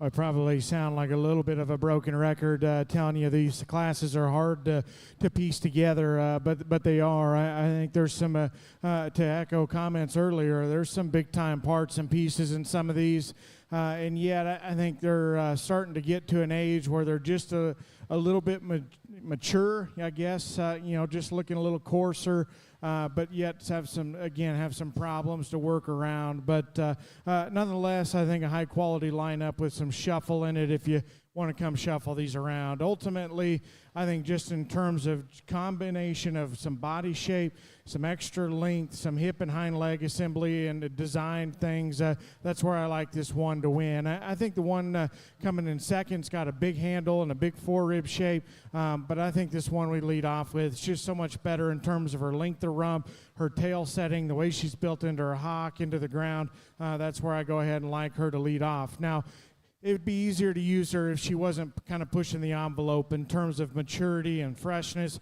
You know, she's just a little bit bolder at the base of her chest and shoulder, kind of showing a little more age up through the front 1/3 of her body. But nonetheless, I think when you get them in motion, I like just the extra shot of length, the levelness of her tail setting, and the way she's built down into her hind leg. The front 2/3 of the one that comes here in second are awesome. I think her extra height of shoulder, her chest width, her forearm, that one's as good in terms of her handle as anything that's been through the ring so far yet today. My compliments to him on that one. So got a big fresh back in her. As I back off of them, she just reads to be a little plainer in the way she's built the back third of her body. She's a little low in her tail setting, a little prominent in her jump muscle, and I think combine that with the fact she gets just a little more hammer-legged in the way she's built down into her hock. To me, I think the back third of her kind of hinders her balance and just how good she can strike me from the side at times. But again, when you get your hands on them, she could win this class pretty handily. I think the next pair's close. Ultimately, the black-headed one is just hooked up a little bit neater behind her shoulder. It's got a little bit more spread right behind her blade when you get your hands on her. But to me, I think she's another one starting to read just a little bit more plain and a little bit more mature. Kind of starts up in her head, kind of a little rounder out of her hip, and the way she's built down into her hock as well. And I think another one could be leaned up just ever so slightly, but that's a big forerib, and I like how things hook up from her blade into her body cavity just a little bit neater than the red-legged one that comes here in 4. One that comes here in 4, it's got some big pieces. Again, just some feet, substance, extra fur down low. That one's very, very good in that regard. To me, there's parts and pieces to her that are awfully cool. I just don't know if they all come together. She's short-bladed, she's shallow-chested, she's good in terms of her underlying progression, and yet I just don't think the front 1/3 of her body hooks up into the rest of it very seamless. Got a deviation behind her shoulder, gets a little more restricted in terms of her heart girth and a little plainer in terms of her shape. But nonetheless, I think a high-quality one with some big-time breeding pieces and breeding value. Again, shuffle those around. I'm not going to argue with you. Incredibly high-quality lineup once again. Put your hands together for them.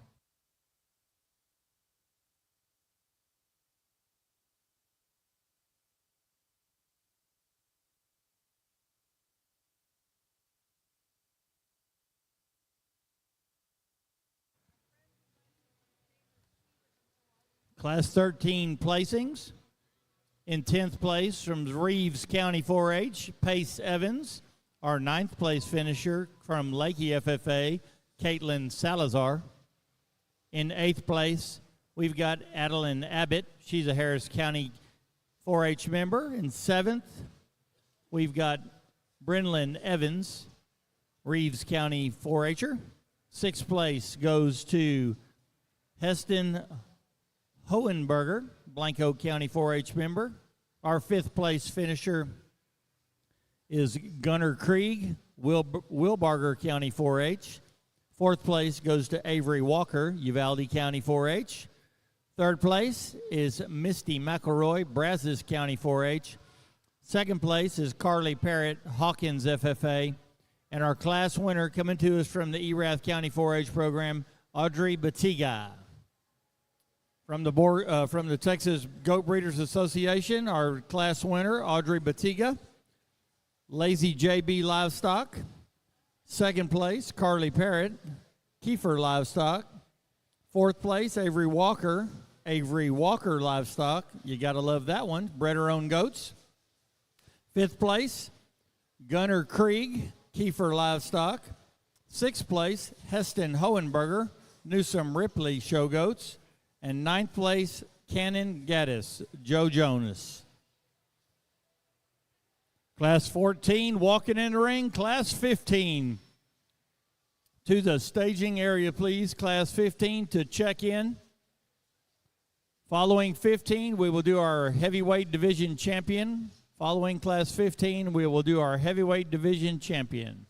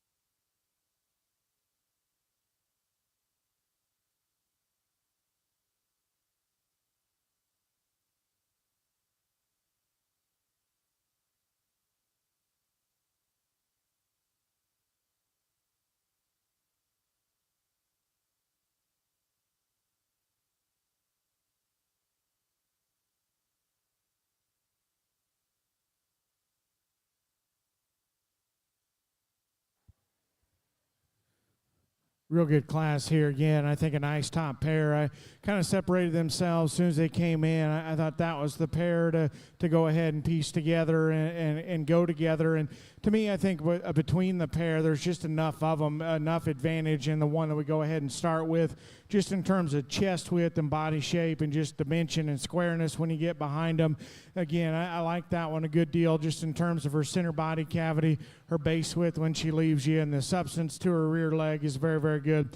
She's probably not just truly neat in terms of her design as the one that comes here in second, but I think she's more than acceptable in that regard, especially given her advantage just in terms of center body shape. One that comes here in two paints a beautiful picture. Again, I think just in terms of one's pieces fitting together seamlessly, she does that very, very well. Just her shoulder and her spine and the way she's hooked up in her tail setting and her extra length from hooks to pins is very good, and that one's progression of underline is very, very nice as well. She's not quite truly as dense when you go to the ground on them and then you get on top of her. She's just a little flatter in terms of her body shape, not truly as cracked open in terms of her chest, and not quite as shapely in terms of her forearm. That ends up being the difference between that pair. But again, as I back off of them, I like that one a good deal. One that comes here in three is Stout. Again, I think just in terms of just shape and expression, freshness at the top side of their skeleton, that's where this one runs to the top end of this class, combined with having some extra substance and bone. To me, as you back off of them, I think her balance and just eye appeal is just a little bit more of a question mark. Her pieces just kind of don't fit together quite as neat. She's a little broken behind her shoulder, gets a little steeper in terms of her tail set. I think if you could make that one a little neater in the way everything fits together, she's got the body shape and the dimension of the bone to run with the best of them within this class. A good skinned, really fresh handling one is the one that comes here in four. Again, just get your hands on them. That one's as good as anything in here. You back off of them again. Even though she's a little shorter bladed than the one that's ahead of her, she too just doesn't hook up quite right, and she's a little more stilty in the way she's built off of both ends of her skeletons. You spin them around the ring, I think that's where that one needs to be changed just a little bit. Nice class again. My compliments to those exhibitors.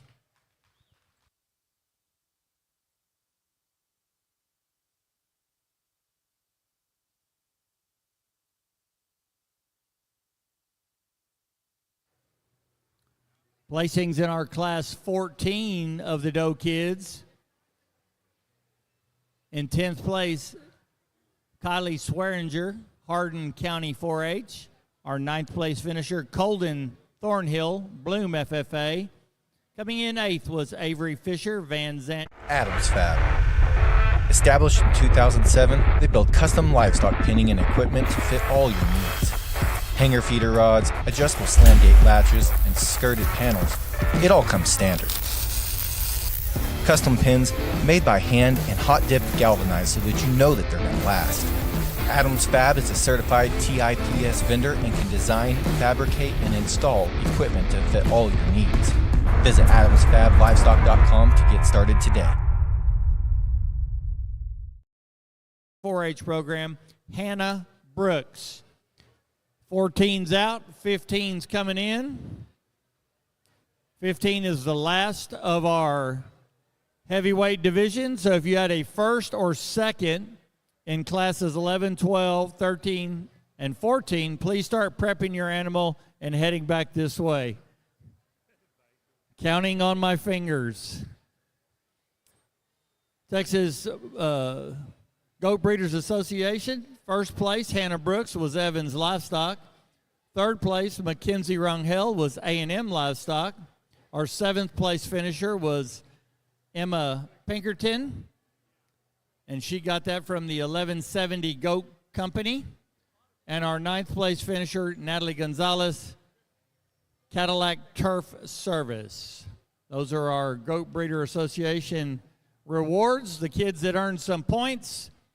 3 shows. The points you can earn are at Angelo, San Antonio, and Austin. And then they're going to hand out $21,250 to the top 20 finishers. Class 15 is coming in the ring. We will have a division drive following this class, and then we'll go right into the aged class 16. We'll have class 16, 17, and 18 in the aged. Then for our grand champion drive, we will bring back our 3 division champs, our 3 reserve champs, and our first and second place finishers from the 3 age classes.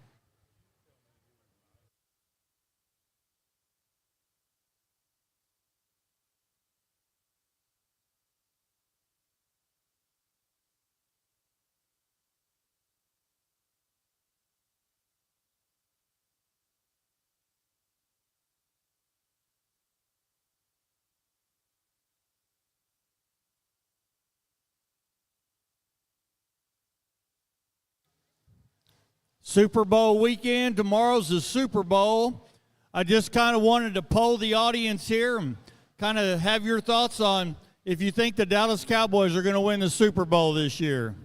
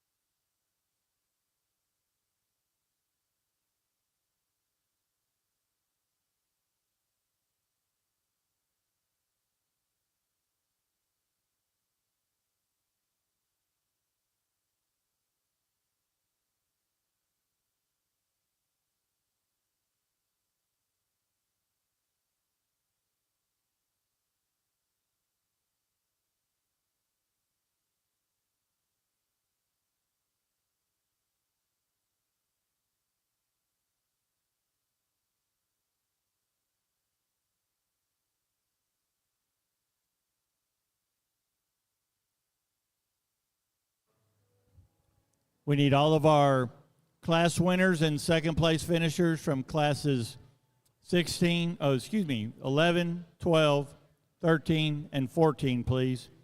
Class winners and second place finishers, classes 11, 12, 13, and 14.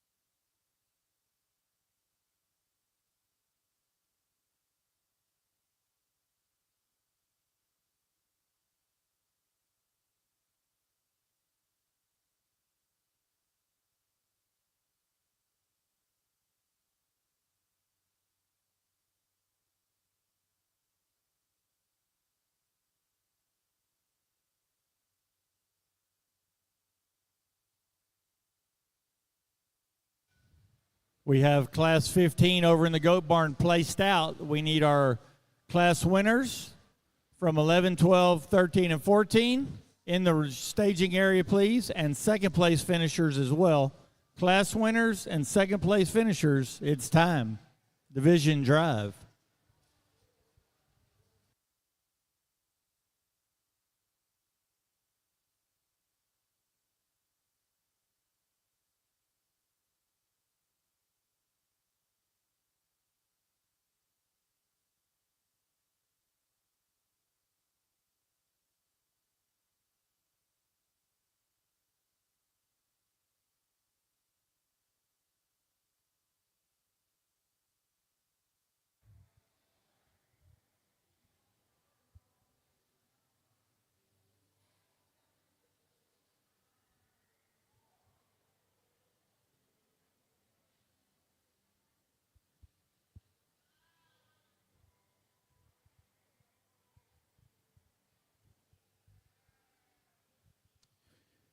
Well, again, kind of get into some heavier weight ones that are plenty mature and, again, probably look like they need to head into production versus continue to be shown. But up here at the top end, it's really not negotiable. I think this one wins, and does so the minute that one walks in the ring. I think that one is pretty easy to find within this set of contemporaries. Anxious to get her back out here in the division drive, but that's a cool looking one with the cool body shape, really, really fresh square back in her. I think that one's pretty easy to spot out here. One that comes here in second, again, just the next best one in terms of being fresh, being youthful in terms of her handle, and having a big square back in her. And I think there's parts of balance to her that are very, very good. Her length of neck is good. She's short bladed. Her underlying progression's very good. To me, if I'm going to change her, I need to stouten her up at the ground just a little bit, and I need to make her just a little more seamless in how she's pieced together down her spine and her top line. But nonetheless, that's a big forerib and a big fresh back in one, and that gets her a long ways within this class. A good piece of livestock comes here in 3. She's opened up, she's sound, she's got the right kind of body cavity. Relative to those 2 that start, she's just a little plainer looking. She's a little rounder in her shoulder, a little further along in terms of condition, just doesn't have the same type of spread and shape at the top side of her skeleton. But nonetheless, I like her in terms terms of her general body width and body cavity. One that comes in next paints a nice picture in terms of being smooth built, really long in terms of her top line, exceptionally long in terms of her hooks to pins. And again, I think very smooth in how she strikes you. She's not quite as opened up as the three that start, and when we ask her to go, just a little extra set and bend to her hind leg. But nonetheless, I think just in terms of her body type, I thought she beat some on down the lineup. Very nice class, good winner there at the top end. Put your hands together for him.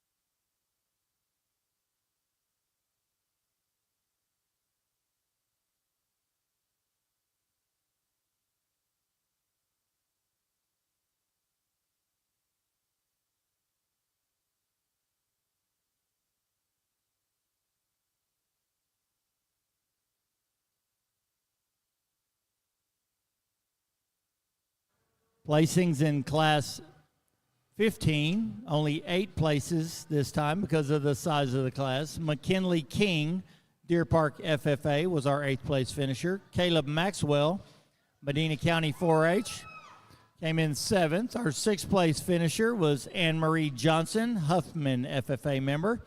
5th place, Carly Thompson, Leander FFA. 4th place, Riley Horn, Vista Ridge FFA. 3rd place, Grace Evans, Reeves County 4-H. 2nd place, Gunnar Krieg, Wilbarger County 4-H.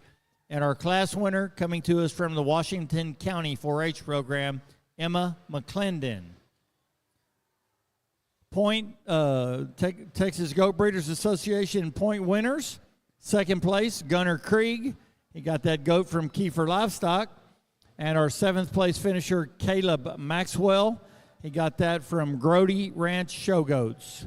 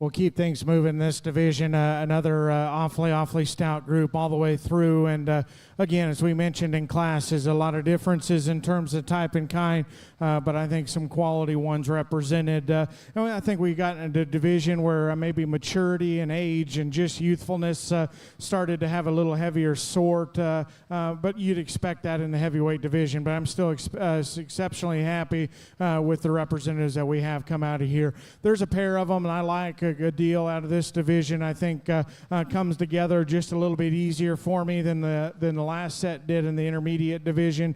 So I'll go ahead and keep things moving here. I like that heavyweight quite a bit out of this division. Put your hands together for her. Young lady out of Class 1 will be reserved. Put your hands together for them.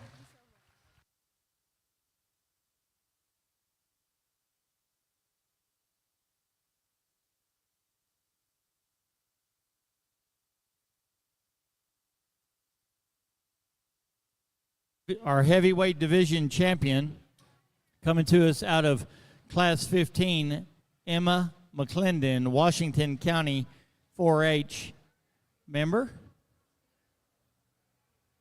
And our reserve goes back to Class 11.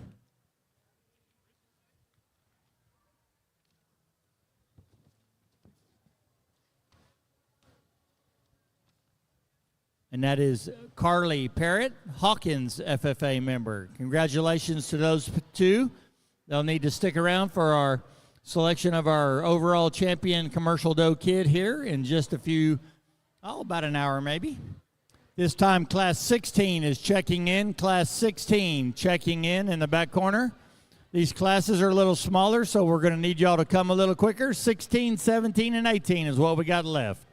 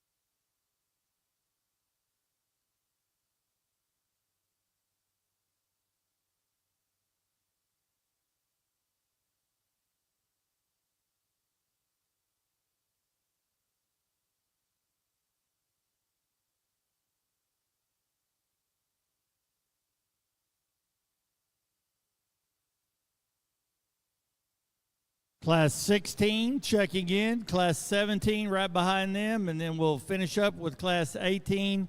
Then we'll have our champion drive. We'll have our 3 first and second place finishers from these matured those classes, and then we'll have our 3 division and reserve division champions.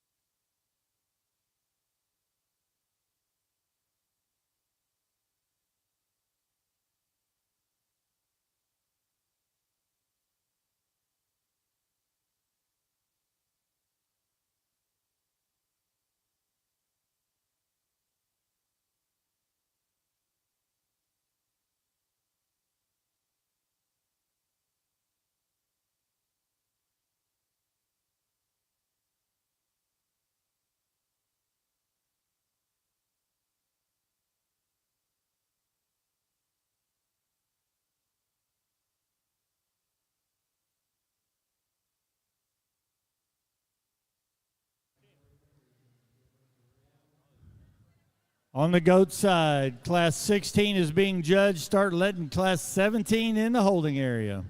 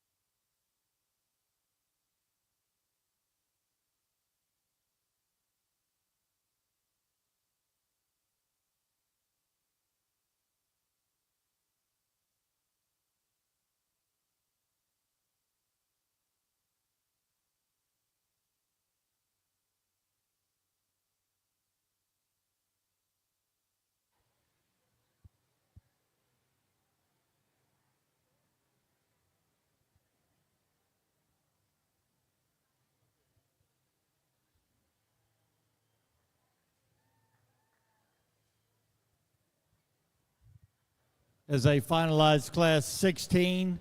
We appreciate Class 17 being in the holding area. Class 18, y'all are the last ones in this commercial doe thing, so the 17 is not big, a total of about 18 to 20 animals, so it won't take long.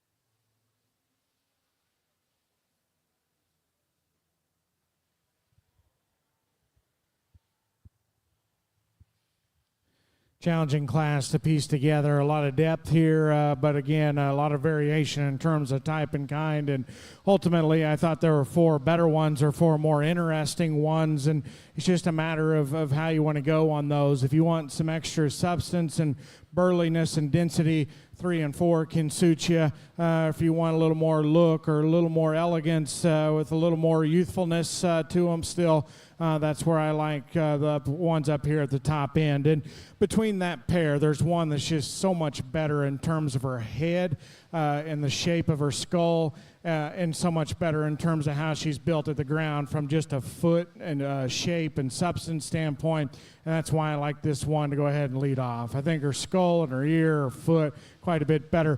Now, to me, I think the hang-up is she's just a little bit drier in terms of her lower body. I'd like to give her just a little more lower rib and flank when we get out of those and set them loose. But she's got a round rib cage, a fresh back in her that she handles good. And again, I just like her head so much better than the one that comes here in second. One that comes here in second's got a big forerib, and I like that one when you get your hands on her. She is fresh, and she handles very, very good right behind her shoulder and over her loin edge. To me, when she gets in her and props her up, I think she can give you a good look. To me, it's when we get out of her and ask her to lead. I think her head becomes a little more evident, and then you go to the ground on her rear foot. She's just a little long and weaker in terms of her pastern, a little more dainty in terms of how she's built in her rear foot. But nonetheless, I think that pair kind of go together in my mind of just being a little bit neater in terms of how they're constructed in their front skeletons than the ones that come here in 3 and 4. When the one that comes here in third is propped up, I can get sold that she's good enough to win this class because, again, in terms of just boldness of body, stoutness of rump structure, extra twist and stifle shape, that one's got it. And again, very, very big in terms of her limbs down at the surface. We get out of that thing, and I think she just looks too coarse and too mature up front. She's a little deep in terms of her sternum, a little round in terms of her shoulder, and to me, that's where she's got to be changed. But again, if you want to power them up, she can lead this class off just as easily as she is third here. One that comes in next, when she's at the standstill, I like her as well. She's probably a little bit better in terms of how her shoulder fits into her forerib than the one that's directly ahead of her. I think with that, though, you ask her to lead. She's a little more upright, gets a little more uncoordinated in how she handles her blade. And again, maybe not just the overwhelming substance and power as you stand behind him is the one that's there in third. But again, that pair can go together just in terms of just stoutness and shape, and that's where I like them. But again, very good class. My compliments to those exhibitors. Put your hands together for them. Thanks for that round of applause. We appreciate that. We appreciate the comments from our judge, Barrett Carlisle. Placings in Class 16, 10th place, Brody Willis, Splendora, FFA. Our 9th place finisher was Addison Maxey, Harris County 4-H. Coming in 8th is going to be Shiloh Purdom, Guadalupe County 4-H'er. In 7th is Addison Maxey, Harris County 4-H. Our 6th place finisher is going to be Bailey Bennett, Deer Park FFA member. Coming in 5th, Carson Blue from Dumas FFA. 4th place goes to Colton Tomlinson, Brazoria County 4-H. 3rd place must be the brother Mark Tomlinson, Brazoria County 4-H. Our 2nd place finisher is Danica Walker, Cotulla FFA. And our class winner coming to us from the Nueces County 4-H Club, Shelby Walker. Class 17 is entering the ring. Class 18, start checking them in. Start checking them in, Class 18.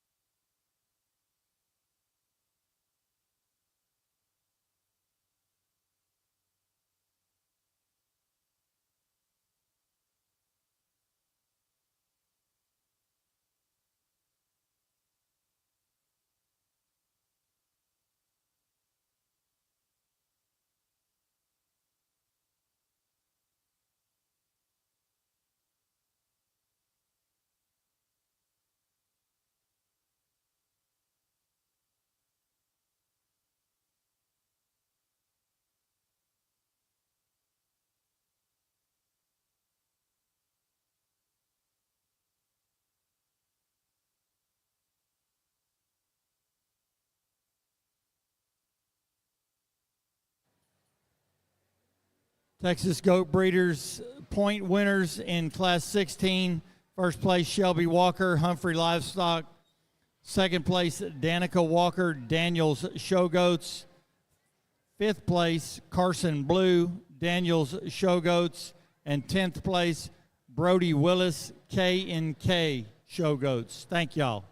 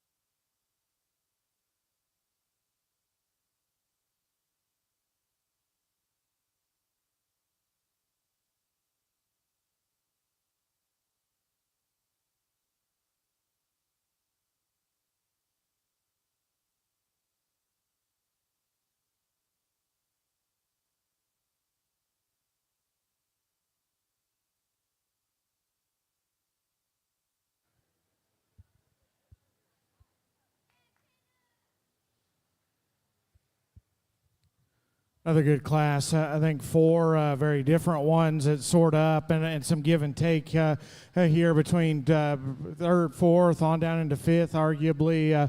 But I thought there was a pair of them that kind of sorted up for me, and both of them are very, very interesting. And quite honestly, I wish I could blend them together because there's some big-time parts in both of them. But ultimately, I thought there was just a little bit more youthfulness and a little more attractiveness in just the head and the neck and the shoulder shape of the one that we go ahead and lead off with. And she's not quite as overpowering in terms of substance at the ground. I would like to make her just a little bit more dense there at the surface relative to this one that comes here in second.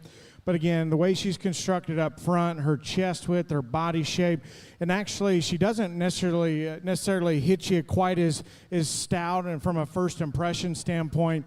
You watch those females go away from you, though. She's the one that's actually bigger to her pins, deeper twisted, bigger stifled, and leaves you truer at her base width. And to me, that ends up being the difference between that pair. Sure, I wish her bone was just a little bit more dense relative to the one in second, but I think there's an advantage in terms of the way she's constructed up front combined with some extra base width. Now, the one that comes here in second, again, is interesting. That one's feet. That one's chest width, that one's forearm, body shape, all those things are very, very good in that one. But ultimately, as I step back, I think there's some things you can nitpick on that one just a little bit. She's a little shorter neck, and she's just a little rougher in the way she's built on her top line, in particular on the front side of her hip. She needs to be squared up and a little bit bolder to her edges right there over her loin. And as you watch them go away from you, again, as I mentioned, she strikes you as so wide and so dense, and yet you watch her go away from you, she's actually relatively shallow twisted and extremely narrow at her base.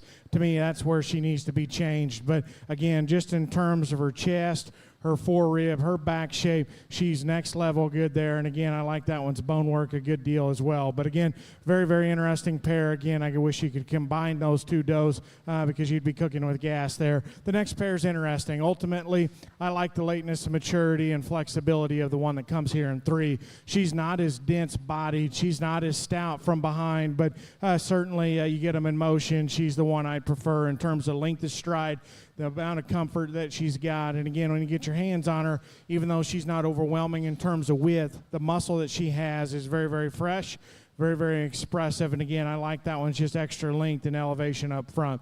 One that comes here in four, again, at some point was very, very nice. I think as we've made them older and more mature, she just kind of runs out here. She just looks a little small, just a little quick, a little too jammed up for me within this set. And to me, I think that's what ends up hindering her the most. But again, you set her in motion. She's just a little rigid in terms of how she goes out of her hip and hind leg. But that one is round-bodied. She's smooth-built. She proportions nice. She's just too quick in terms of her maturity curve for me. Nice class, very nice top pair there. If you would, put your hands together for them.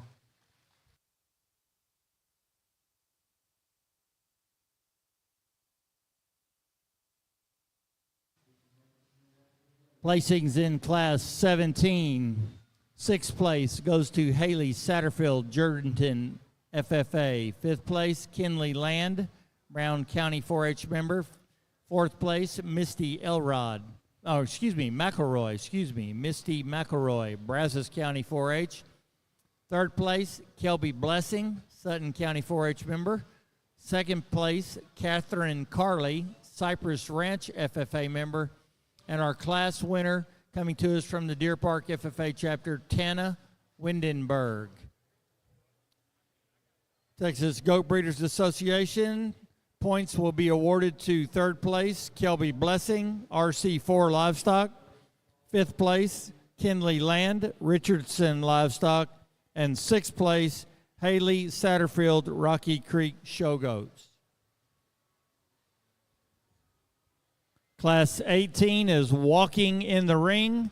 This is our last class of commercial does today. Last class of commercial does.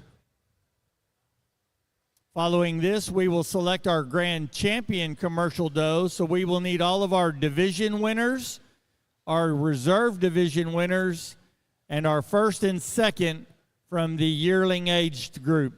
Classes 16, 17, and 18, first and second place finishers, as well as our division champions and reserve champions. If y'all would start working your way back up, we would appreciate it.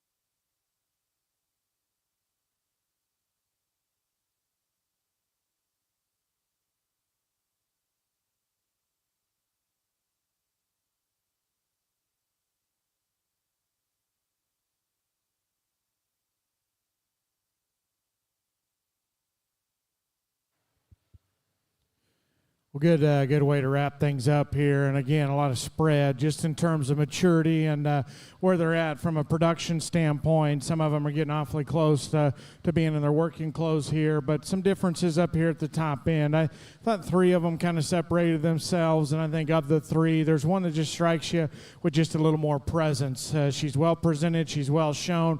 I like that one's height of shoulder, her length of spine, the extra levelness and length that she's got from hooks to pins is very good, and I like that one a good deal, and just in terms of her substance and her bone at the surface. Now, you ask her to lead, she maybe gets a little bit longer in terms of her blade, a little deeper in terms of her sternum, maybe just a little extra set to her hind leg, but that's getting critical of one. I think kind of comes in here and demands your attention just from a youthfulness and female quality standpoint. I think she sets the standard here. One that comes here in second is Opened Up. That thing, is chest is wide, that one's barrel is huge, and that one's got a big spread right behind her shoulder. I think is awfully impressive.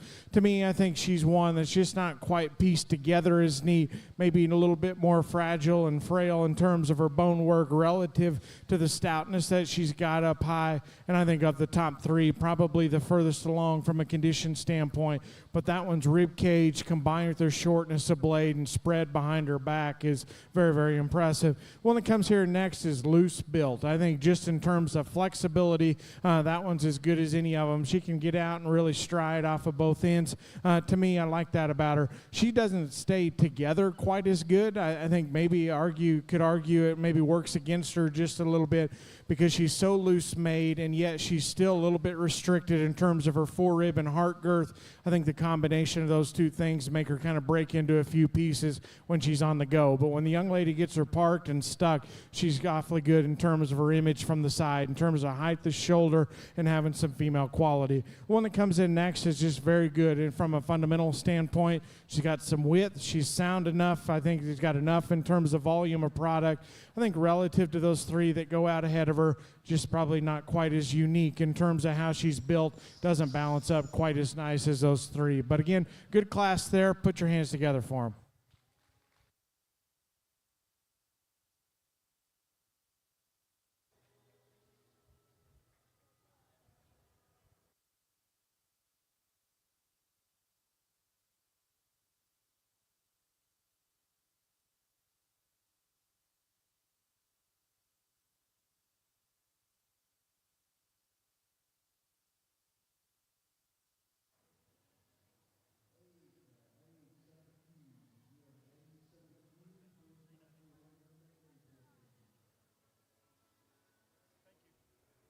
Placings in Class 18.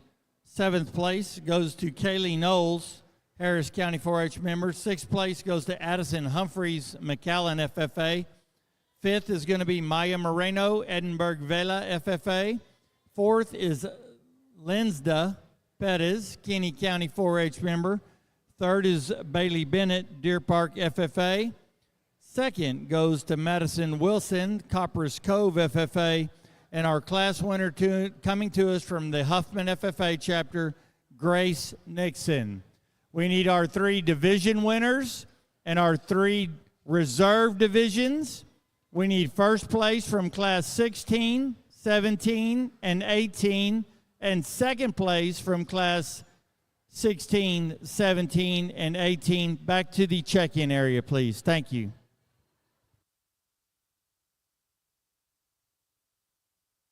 Goat breeders, 4th place was Lindsda Perez, Newsom Ripley, Show Goats, and our 7th place finisher, Kaylee Knowles, Stork Livestock.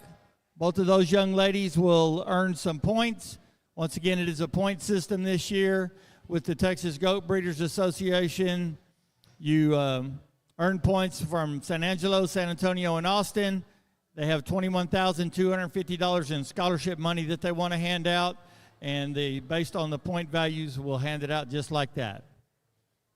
Division champs, reserve division champs, 1st and 2nd place finishers, classes 16, 17, and 18. I see them filing in. We're ready to pick us a champion commercial doe. We're going to take a breath of air and go straight into the junior breeding goat. I know a lot of primping has been going on over there Won't be long. We'll go into the junior breeding goat show. So be getting that on your mind. About to hand out a scholarship here, maybe this in a few minutes. $10,000 to the champion junior goat.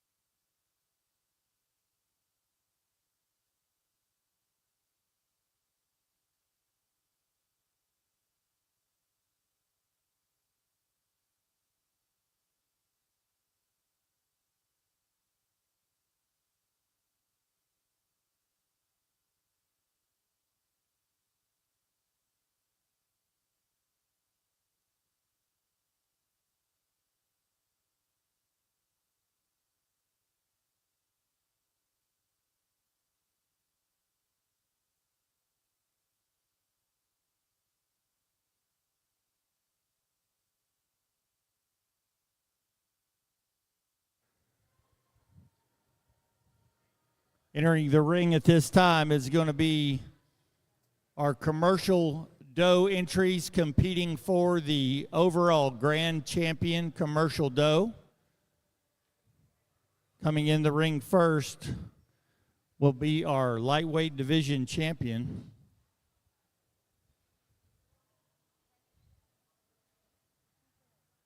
Cooper Evans.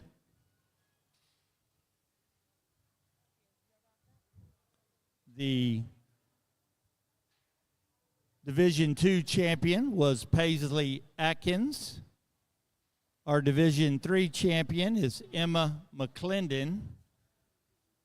Our Class 16 winner, Shelby Walker. Class 17 is Tana Windeberg. And Class 18 is Grace Nixon.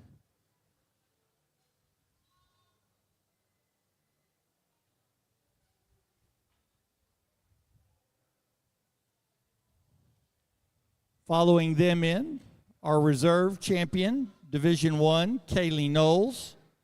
Reserve champion, Division II, Lacey Piper.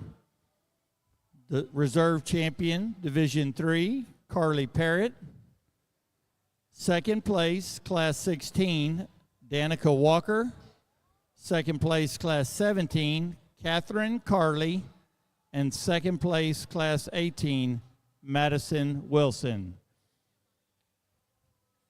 Mr. Barrett Carlisle has been working with our youth since about 8 o'clock this morning. He's gone through 630 commercial does.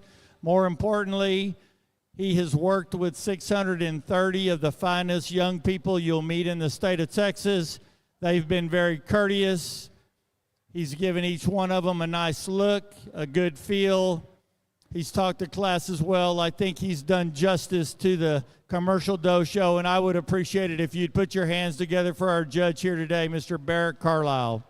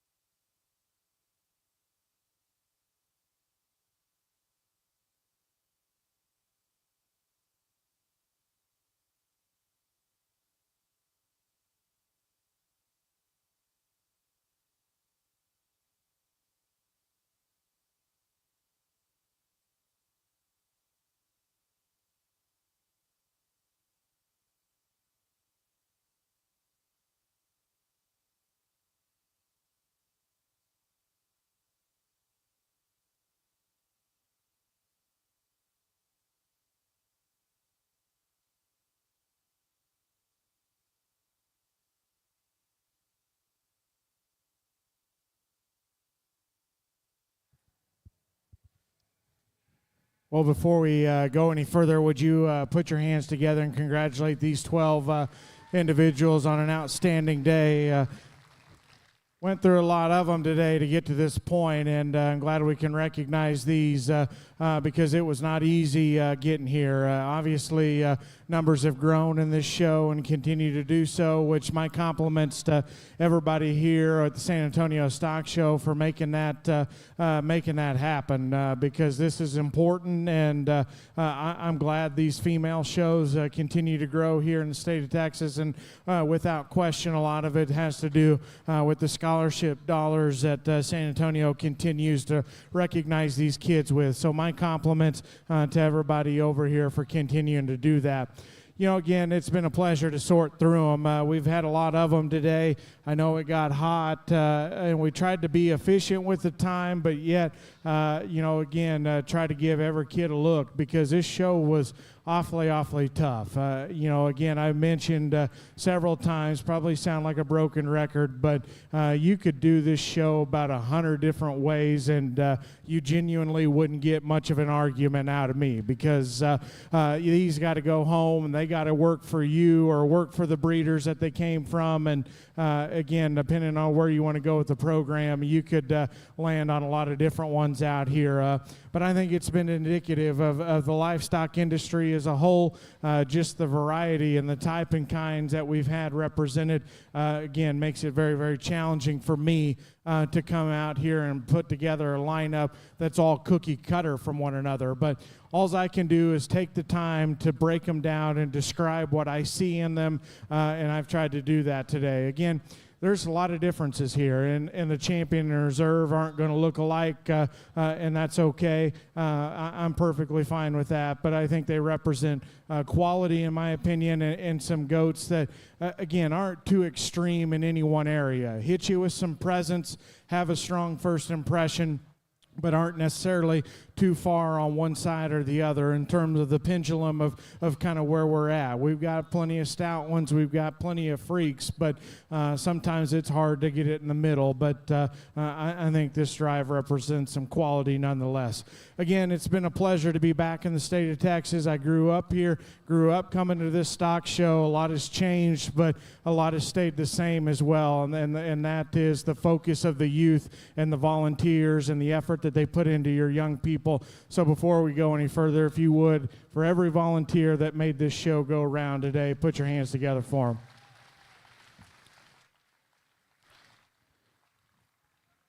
Appreciate the ring help. Appreciate everybody that lined them up in the back. Again, it doesn't happen easily, and those guys hustle hard, and it made my job a lot easier for sure. So appreciate them a great deal. Again, it's been a pleasure. I'll set the mic down, go show you the two that I like. Can't be complimentary enough of your livestock, but more importantly, those people, the young people today on the head of them, have been nothing but cordial and respectful. Been good sportsmen, and so again, I appreciate that very much because again, my job's not easy, and it gets harder when kids don't want to be good sports, and that's not been the case today. So my compliments to all the parents and ag teachers and everybody instilling good sportsmanship in them out here today.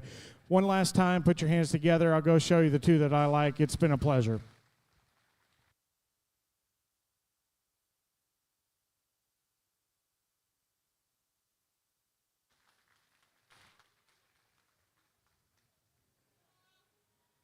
Your champion comes to us out of the Division 3. That's Emma McClendon. Emma McClendon.